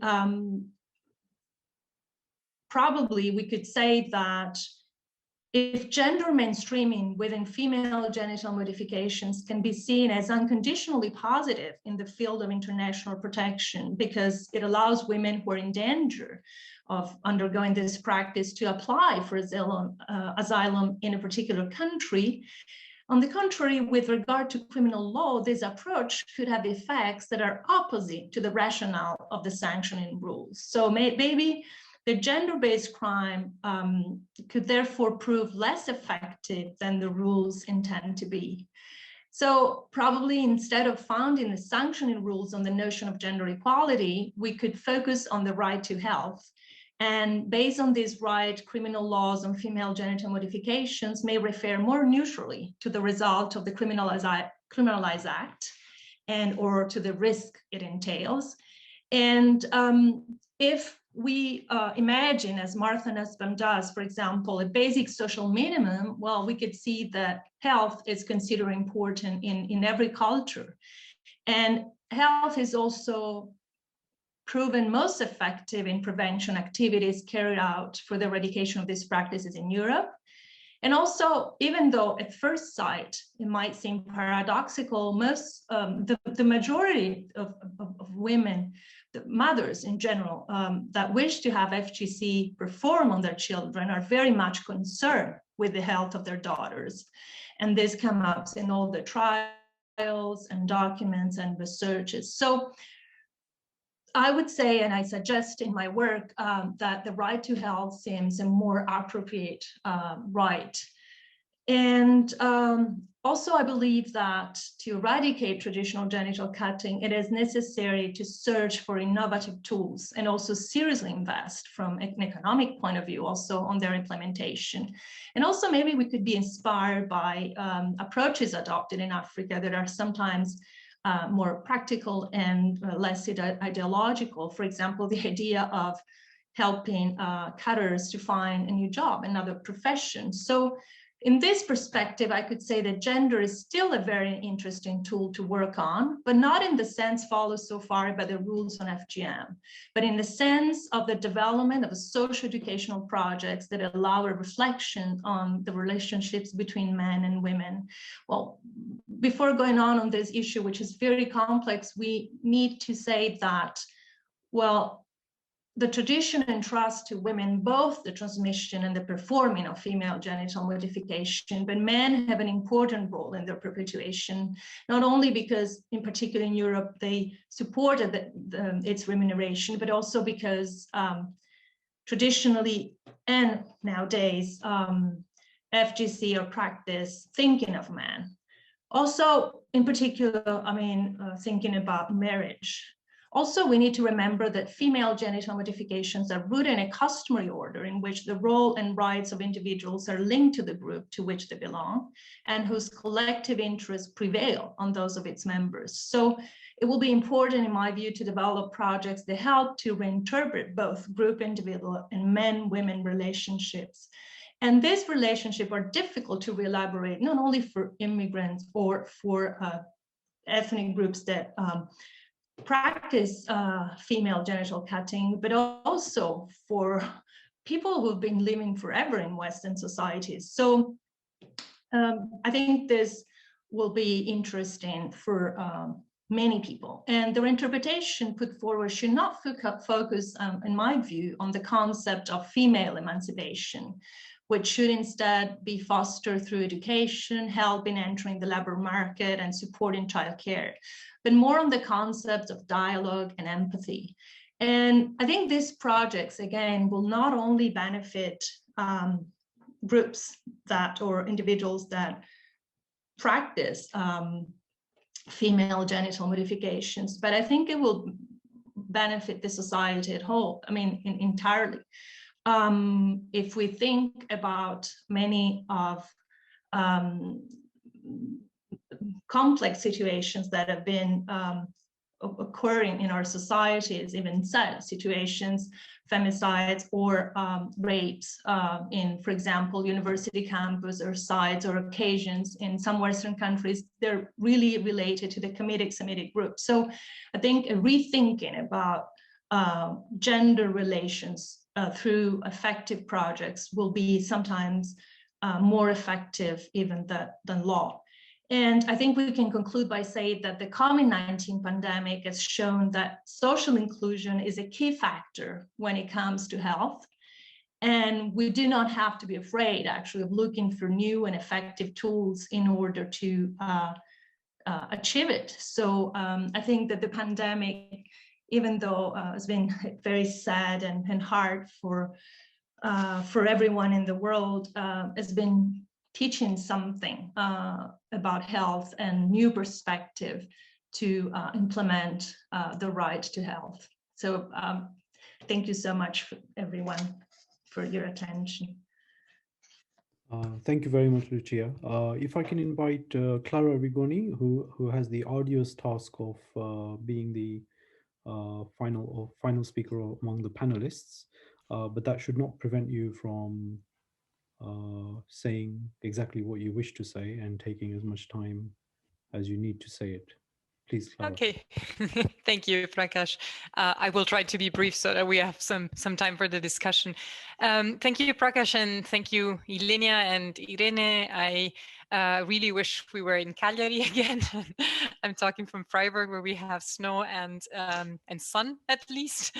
So my chapter was also the last chapter of the book and was focusing on a judgment of the Italian Supreme Court, dealing with the issue of kirpan, the Sikh sword or knife. This is a judgment that it's a judgment of 2017, number 24,084, and it's a judgment that has really sparked a very lively debate in Italian doctrine, not necessarily for its outcome, but for the motivation and the arguments that the court used in order to come to that outcome. So very briefly, maybe the case, the facts of the case. It was the case of a Sikh immigrant in Italy who was stopped by Italian police, requested to surrender the kirpan that he was wearing. He refused to surrender it, justifying it by religious reasons, and he was fined 2,000 euros for violation of the law on weapons. We call them like white weapons, or not firearms, but like it's a law of 1975 that punishes anybody who, without a justified reason, carries like sharp objects, knives that could be used, in certain circumstances in order to injure a person. And without a justified reason, for example, also covers the case of a gardener that is going to trim or similar issues. Now, the court of first instance in Mantova, it was a case judged in the first instance in Mantova in 2015, found a violation of the law, in particular of Article 4 of the law of 1975. It's law 110. And explained that religious precepts amount to mere customs and therefore are not able to abrogate criminal norms safeguarding public safety, and that despite the existence of a norm which protects freedom of religion in the Italian constitution, which is Article 19, these could not amount to a justified reason. Now, the Supreme Court of Cassation 2 years later, in 2017, confirmed this decision and basically restated that public safety trumps, in a way, freedom of religion. This decision came, as I said, not as surprise in terms of the outcome, since the decision is in line with the most recent jurisprudence, especially the jurisprudence of the high courts in Italy. Now, we experienced in Italy quite of a shift, especially on the case of the matter of the kirpan. Before 2010, we had many courts, both at the lower instance, but also sometimes the Court of Cassation, that tended to acquit people accused of wearing a kirpan in violation of these law on weapons, and they tended to acquit them based on this justified reason that I mentioned, but also based on the right to basically the defense of exercise of a right and or fulfillment of a duty, and also by considering the kirpan unable to cause injuries. In 2010, however, we had quite a significant change, and which started with two opinions, the first in 2010 and then in 2013, opinions given by the Italian Consiglio di Stato, which is the highest administrative court of Italy, in which the council was called to decide to confer basically the legal entity, the religious legal entity, the status of legal entity to the Association of Sikhism. And this entity was denied on the basis of the incompatibility of the Sikh religion with Italian principles and Italian constitution. In particular, what was considered as problematic was the prohibition of divorce for women in Sikhism and the necessity to wear a kirpan, which is deemed to, as I said, to violate this law on weapons safeguarding, so public safety. Now, the Court of Cassation, after these two opinions of the Council of the Consiglio di Stato, judged 3 times by adopting the same position, basically always stating that public safety is as a precedent on pluralism, basically, and freedom of religion. The way in which, however, the Court of Cassation reached this decision these times, so with the judgment in 2017, was considered particularly problematic because there was a shift from the level of rights and norms to the level of values. So the language that the court used in the motivation of the judgment refers very much to the values, to Western values, and to the necessity for immigrants to conform to these values. And I have a pretty long quote of the paragraph, the infamous paragraph. Maybe I can only read you some of the sentences. The court, as I said, makes many times reference to the values, and it says it is essential for the immigrant to conform his or her values to those of the Western world in which he or she has freely decided to integrate, and to previously verify the compatibility of his or her behavior with the principles that rule this world and the lawfulness of this behavior in light of the legal system that governs it. But then it goes on again talking about values, and especially at the very end of this paragraph, the court states, and I quote, "Multi-ethnic society is a necessity, but it cannot lead to the formation of conflicting cultural archipelagos based on the ethnicities that compose it. This is hindered by the homogeneity of the cultural and legal fabric of our country, which considers public safety as a good to be protected and therefore prohibits the carrying of weapons and objects capable of causing injuries." So I think here we have like 3 main issues. Like, first of all, the courts refers increasingly to values and to the need to conform to these values for immigrants, which is of course a very dangerous mix of law and morality. We have also like this reference to Western values, which are not well defined and carry a very high degree of vagueness and of uncertainty. And also it makes this reference at the end to this to the homogeneity of values, which seems to be a precondition for the respect of the law, as if in a plural society there would be no respect for the law. And it also like makes a very political choice by basically denying the role that pluralism has instead had in the previous jurisprudence of the court, not only on the kirpan, but overall pluralism has always been considered as a primary principle, while instead public safety was considered as a secondary principle that could succumb to primary principles. Instead, here the Court of Cassation twist this argument, or this position of the two. So the choice of the court was actually criticized, I think, mainly for two reasons.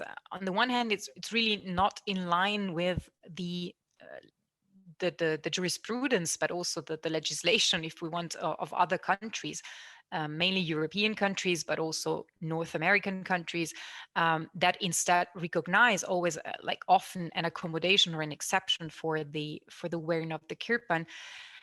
But also this judgment has been accused by many scholars of being in a way tailored, especially the language of this judgment, to be tailored in order to please a certain part of the public debate, which especially, as we know, after 9/11, calls not only for integration, but really for assimilation of immigrants, and also repeatedly warns and uses the argument of the threat to Western liberal values and to public safety in order to gain a broader approval. So this one was in a nutshell the content of my chapter, and I look forward for the discussion. I hope we still have a few minutes for that. Thank you. Thank you, Clara. As Clara, you already suggested, we should open up for discussion, and perhaps if there is anybody who wants to raise their hand, I think that is a technical possibility. Please do so. Yes. We've got Arno and then Paula Pania. Please go ahead. Arno first. Okay, hello everyone. Just want to say hello thank you very much for your invitation. I'm here representing EJTN together with my colleague, Ms. Carmen Domuta, and I'm very happy to see familiar faces. We have been very good in collaborating with Professor Foblets, Ms. Fetters, Ms. Rigoni, and of course the other expert, Mr. Gomez, Mr. Hamilton. I'm very happy to see that you continue to foster the experienced knowledge, and hopefully that at least participating in our activities manage to give you a better insight. What I would really like to see at least now and hear maybe some experiences from probably from the editors, but also from maybe the colleagues from the US and Canada, which we would find very interesting. Just to give you the short brief, we are European Judicial Training Network. We offer programs and training. We are doing face-to-face events on training judges from all EU member states. And together with Max Planck, we have as well been organizing this event, which at the same time, which lasts for 2 days, and in which we have the researchers bring the cases, and then the judges discuss in their discussion groups.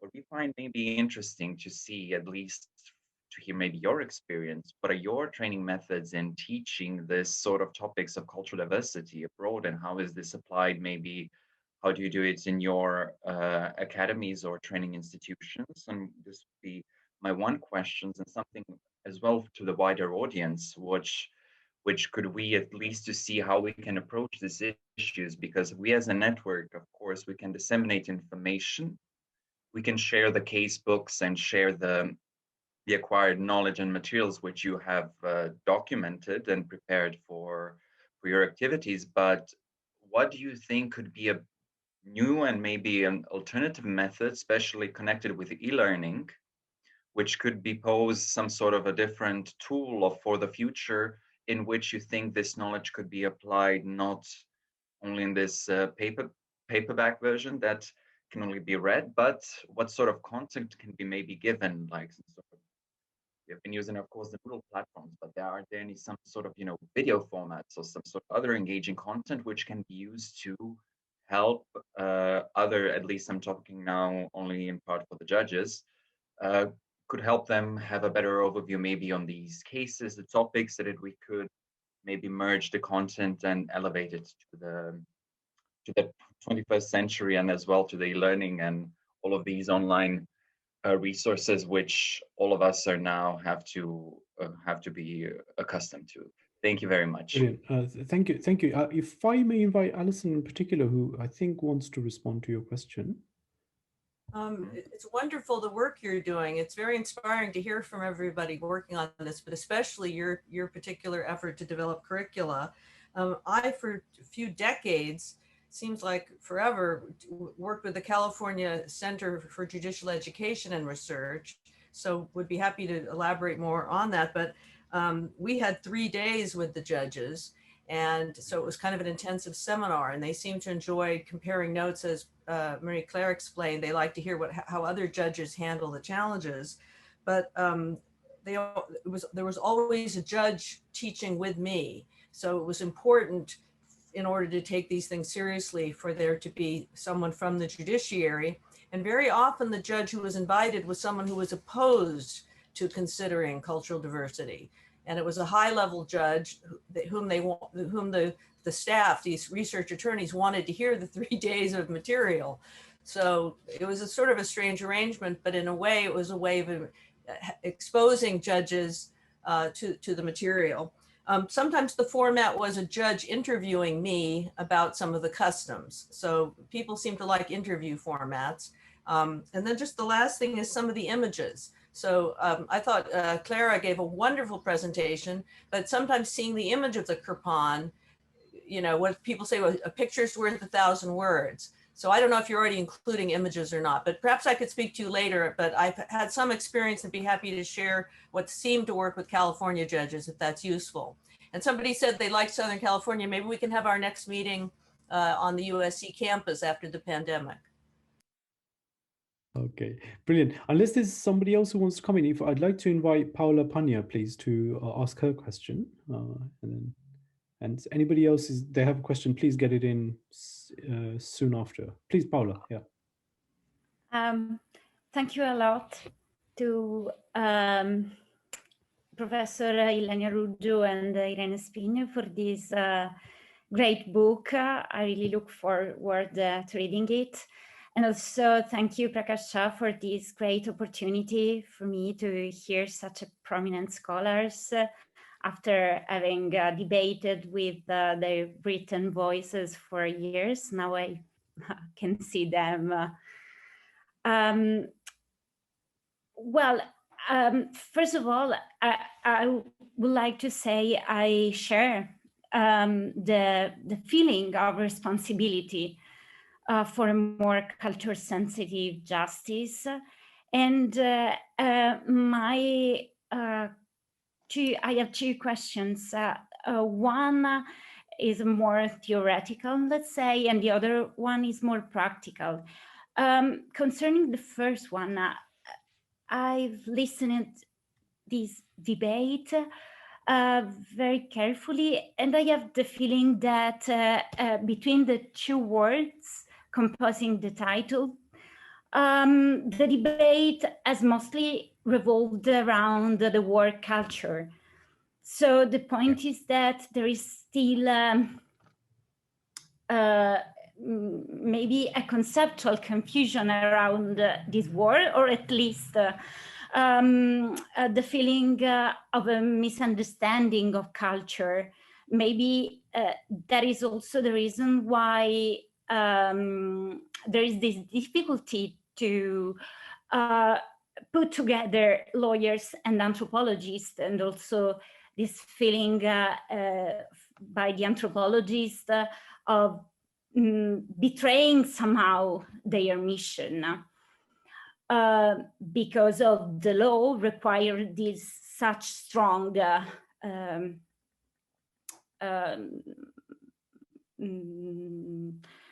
frames. And so my question is how to, again, I know it is a quite ancient issue, but I think it still require reflection. So where do we draw the line when talking about culture? I can see Professor Renteln smiling, but I think we still have to reply to this answer, or maybe not, I don't know. And the second question is more around, I've seen the UK Equal Treatment Bench book, and I say thank you to Mark Emerton for this. I think tomorrow I'm going to write to him in order to ask him some questions about the UK, the system in the UK. But my question is, how can this tool be efficient? And sometimes I think about also the shortcomings related to the country of origin information, for instance. Meanwhile, I'm asking also about the possibility to make some agreements, for instance, first of all, concerning the possibility for lawyers and judges to access cultural mediators. I don't know if there is still something ongoing about this. Thank you a lot, and sorry for being so. Yeah, thank you, Paula. You were perfect. But I imagine a lot of people on the panel or even outside the panel could potentially respond to you, but I don't know who wants to. Is there anybody in particular who's really can do so in a very succinct way? Yeah, Judge Gomez, yes, please. Well, I think culture, I suppose, is a very difficult and concept, but justice is also a difficult concept. But the fact is that when we put them together, they seem to clarify each other. We all know what we are talking about. You know, it's a sort of, there is a reflection, justice separately, well, full of books have been written about what is justice from Plato on. And with culture, it happens the same thing. But the title of the book is, we all know what it refers to when it talks about justice. And I think it's quite clarifying. I think if we want to give this a practical use, we don't need to go very deeply in all these concepts that are so, it may be very disturbing for the judges to go into a debate on what culture means in order to get culture in account in their decisions. It would be, I think, it would have a side effect, not very good effect, I suppose. I think we're interested in comparative jurisprudence. Our editors are in the field of comparative constitutional law, and I think the main point is that there will be a miscarriage of justice if cultural considerations are not taken into account. And just to put it very succinctly, so we're looking at justice as fairness in this context.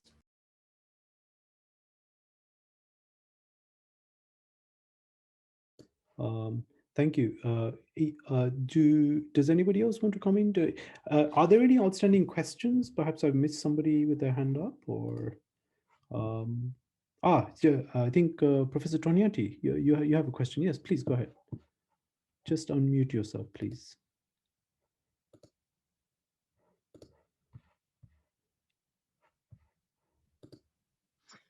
Yes. Good evening, good afternoon, and good morning, wherever you are. This has been a very interesting debate, and in fact, I have more than one question. But I'll be very brief. First, I would like to understand, in particular, from Alison Renteln, who just gave an answer, whether there is a right to access of culture into the trial. I say this because, at least in Europe, we have a justiciable right to the use of a language which is known to the party or to the parties of a trial. And I don't know whether this is the case in the United States or not. And I would like to try to find out whether one might elaborate a comparison between language and culture, as from this point of view, culture is a way of understanding what's going on. In many cases, somebody who is convicted doesn't even understand why he or she is convicted. That I'm referring here to, in particular, to members of indigenous communities. So this is the first question. The second question would be, and this I'm afraid is more related to the United Kingdom, where diversity in the judiciary, within the judiciary, is taken quite seriously. I see now a message from Christa Ratzenbach, and certainly this is the case of South Africa again. There's a strong drive towards increasing the so-called reflective judiciary, that is incorporating diversity within the judiciary. So this is not a matter of culture in front of the judiciary, but culture within the judiciary.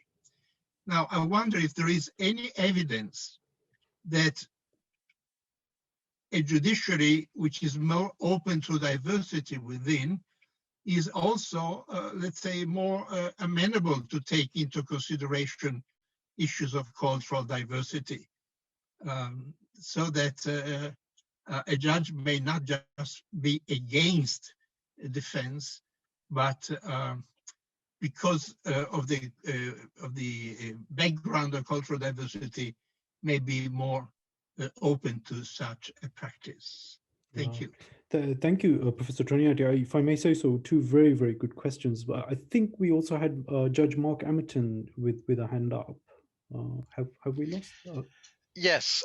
Can I perhaps ask a very quick question or make a very quick point? Because I find this debate very interesting, and picking up on the last few comments that we've had, as a judge, one of the interesting things is that there are some very specific rights in discrimination law or pieces of domestic legislation, or perhaps within the constitutions or civil legal code of countries, which give rights to protected characteristics, so you can't discriminate on the basis of religion or belief or race.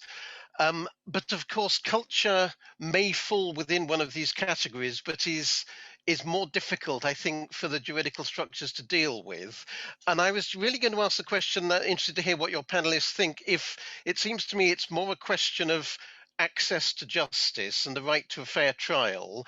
But the problem is that when we look at it sometimes, unless we're just looking at it as the evidence of a particular case, we often see the discourse in terms of human rights or discrimination law, which is quite difficult to apply to cultural practices. And I think that's perhaps one of the intellectual difficulties in the judicial system dealing with matters of culture.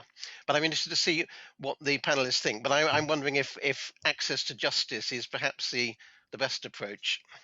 Thank you. Yeah, those are really interesting questions. Both of them sort of tied up to each to one another. In essence, I think what's being asked is, what is the grounding for cultural arguments to be aired, right?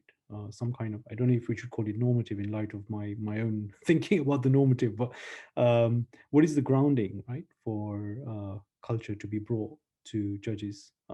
But bearing in mind Professor Toniati's second question, which is about whether diversity in itself leads to greater, let's say, tolerance for hearing cultural arguments. So who would like to come in? Alison again, please. Thanks. Well, I'd like to make sure others chime in, but I thought these were fascinating issues. First, the question about language and culture. Certainly, Article 27 in the International Covenant on Civil and Political Rights, ratified by most every country, including the United States, requires governments to take affirmative steps to allow for the consideration of culture. And certainly, if language rights are protected, which are controversial, with court interpreters, that there is an important parallel there, which would suggest that that states have an obligation to provide experts, I would argue, to explain the cultural context. The United States, though, that hasn't been recognized very much, and court interpreters are not even certified to be effective. And so we have inadequate protection for language rights. So we have to improve language rights as well as cultural rights. but the evidence codes usually permit anything that's relevant. And so judges, when I've been in conversation with them, say, although they initially tell me they're not allowed to consider culture, after conversation, they say that there's nothing in the law that would prevent the consideration of culture in employment law, in criminal law, in tort law, but it's a kind of mindset that they think that it's hard to fit it in the categories, when in fact, really there's nothing that precludes it, you know, unless you have a state like Oklahoma that bans the discussion of Sharia law. But I mean, for the most part, the problem has been the judges exclude cultural information thinking that it's irrelevant, when in fact it is relevant to the case. So it's really, I think, possible to do this. I also think the point about access to justice is very important. How can someone have a fair trial without this information? So I think there are multiple ways to justify the consideration of culture, and you've pointed to some of the most important ones.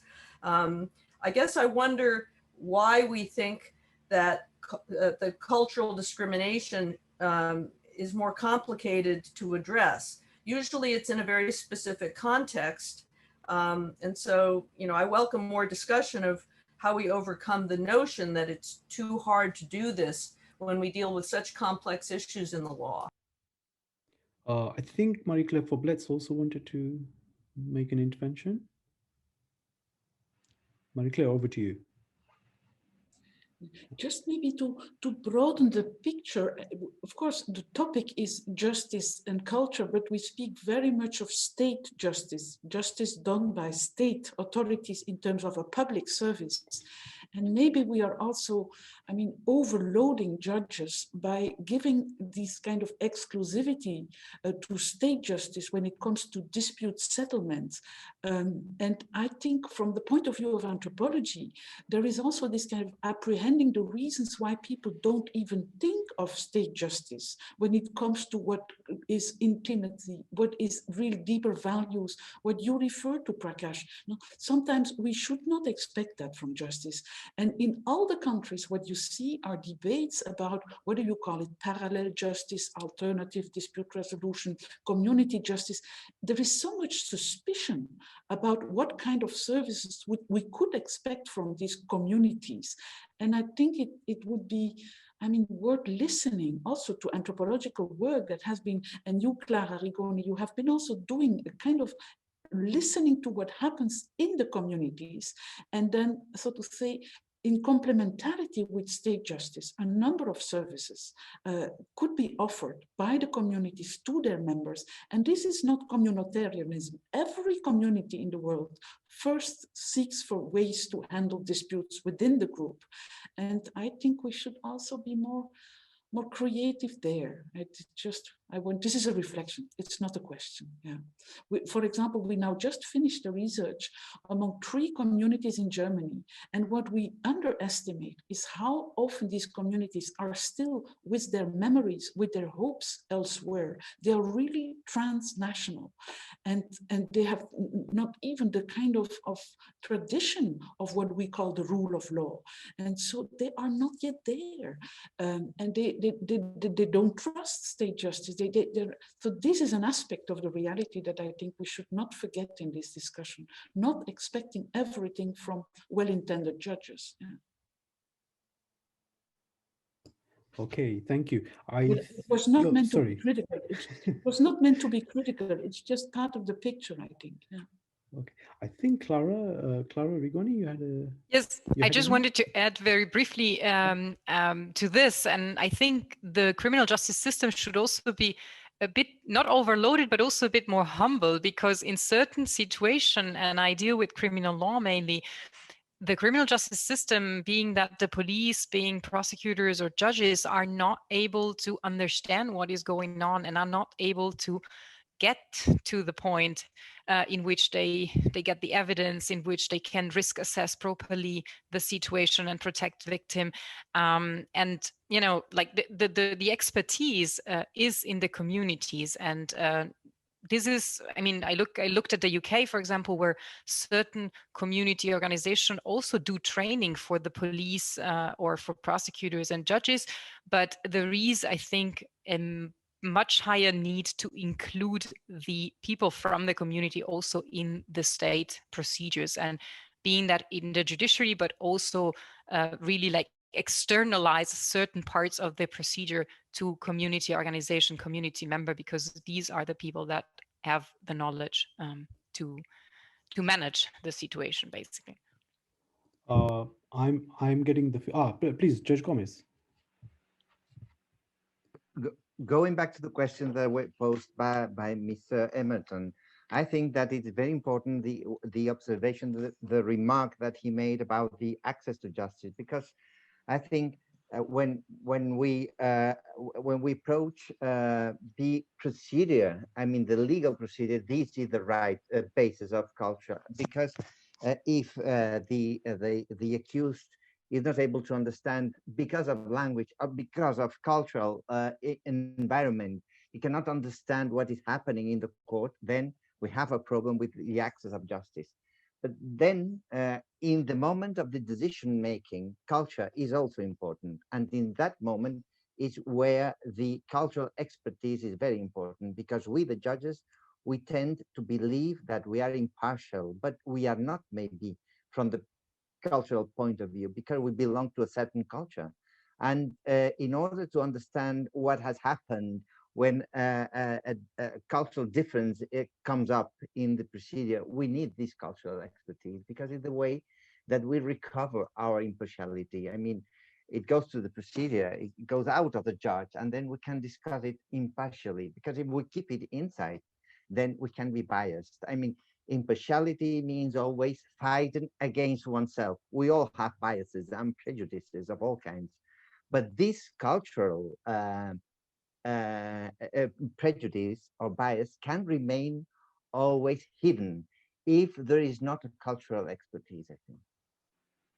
I'm quite conscious of the fact that the second question asked by Professor Toniati was not addressed by anybody, and actually, because there are campaigns in our country, United Kingdom, to increase the diversity in the judiciary and so on. So it's on the one hand there are such campaigns. On the other hand, we never have very solid empirical evidence that such diversity is actually changing anything or actually improving anything, assuming that there are even tests for improvement, and how would one assess that?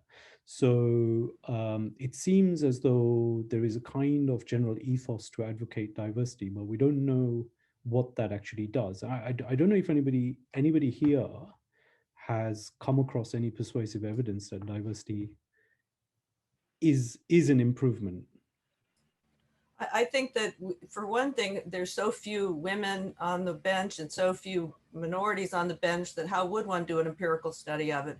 But in fact, in the United States, where there's been a concerted effort to do this, Judge Terry Hatter from California, his wife, has a project to measure the impact of diversity on the bench, and I can send you her materials. But I would say that it's premature to judge this, that we don't have a big enough sample. I would add to that, in Canada, it is, I mean, having women on the bench, especially in the Supreme Court, which we've had for decades, makes a huge difference in cases, constitutional cases about family law, in the leading case about abortion. These have, women took the lead, and in fact, women, our Chief Justice in the Supreme Court was a woman until recently, and she also took an interesting lead on a lot of the Indigenous cases and minority rights cases. Didn't get them right all the time, but definitely, it's not just women being on there; it's feminists being on there that made a difference. Canada has also attempted to recruit Indigenous peoples to the courts, provincially as well as in the Supreme Court. And that's actually a very interesting problem. It poses a huge problem because, and this speaks to one of the questions asked, which is that Indigenous people resent the courts interfering in their cultural practices. And what they claim is they want to manage their own cultures and not have courts of the former colonizer manage their cultures. And that would even mean changing their cultural practices should they wish to do so. Now, that's not to say there aren't cases that involve culture that end up making it to human rights tribunals and courts, but it is to say that given that political stance, to get an Indigenous person to sit on the court, a Canadian court, is actually enormously difficult, even though that court has to deal with a lot of cases about Indigenous claims. Yeah. Ilenia, please. I think you had Yes, your hand up. thank you. I wanted to share an experience I had with Arnold Vinkovic, coming back to your question about experience with judges.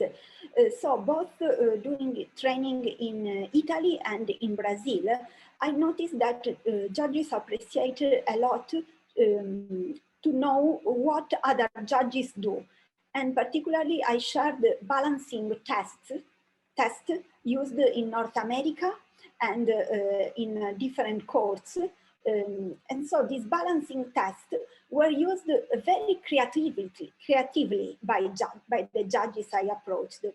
And speaking of around 100 judges in Italy and a few judges in Brazil, so what they did, they said to me, we like this balancing test, but we don't want to use them literally. We want to compose our own balancing cultural test according to the need of our case and of our tradition, that reasoning tradition.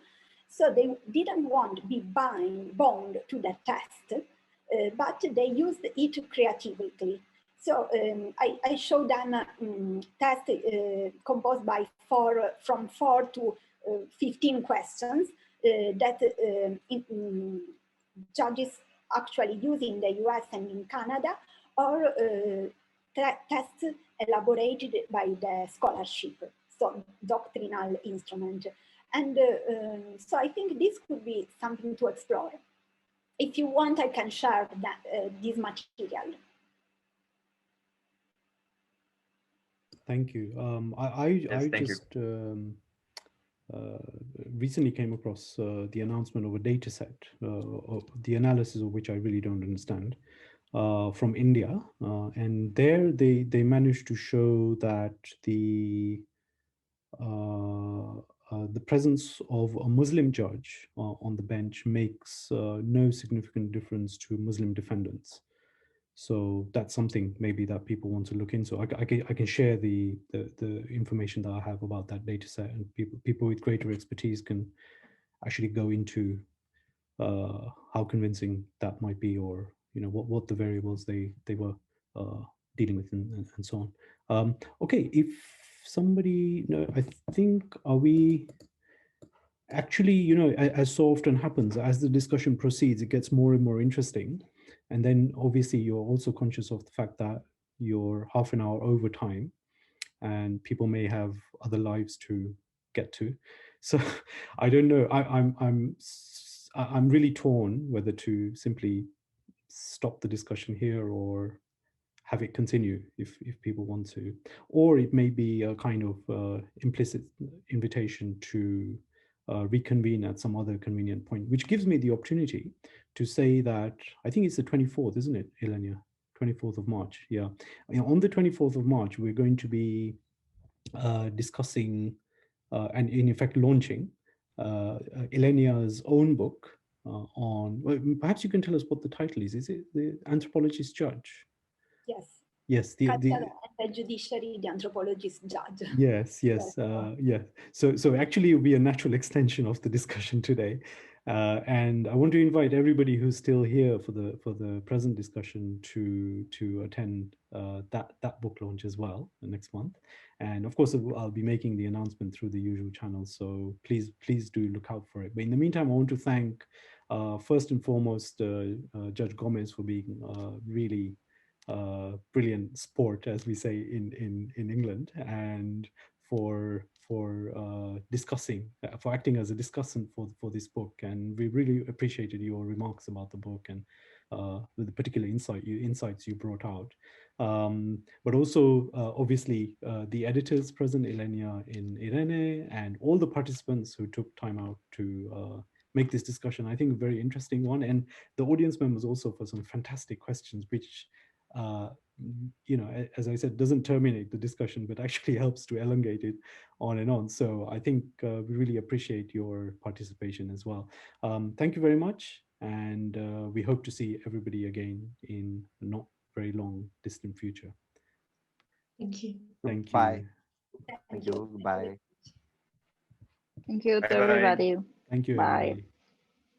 everybody. Bye. Bye.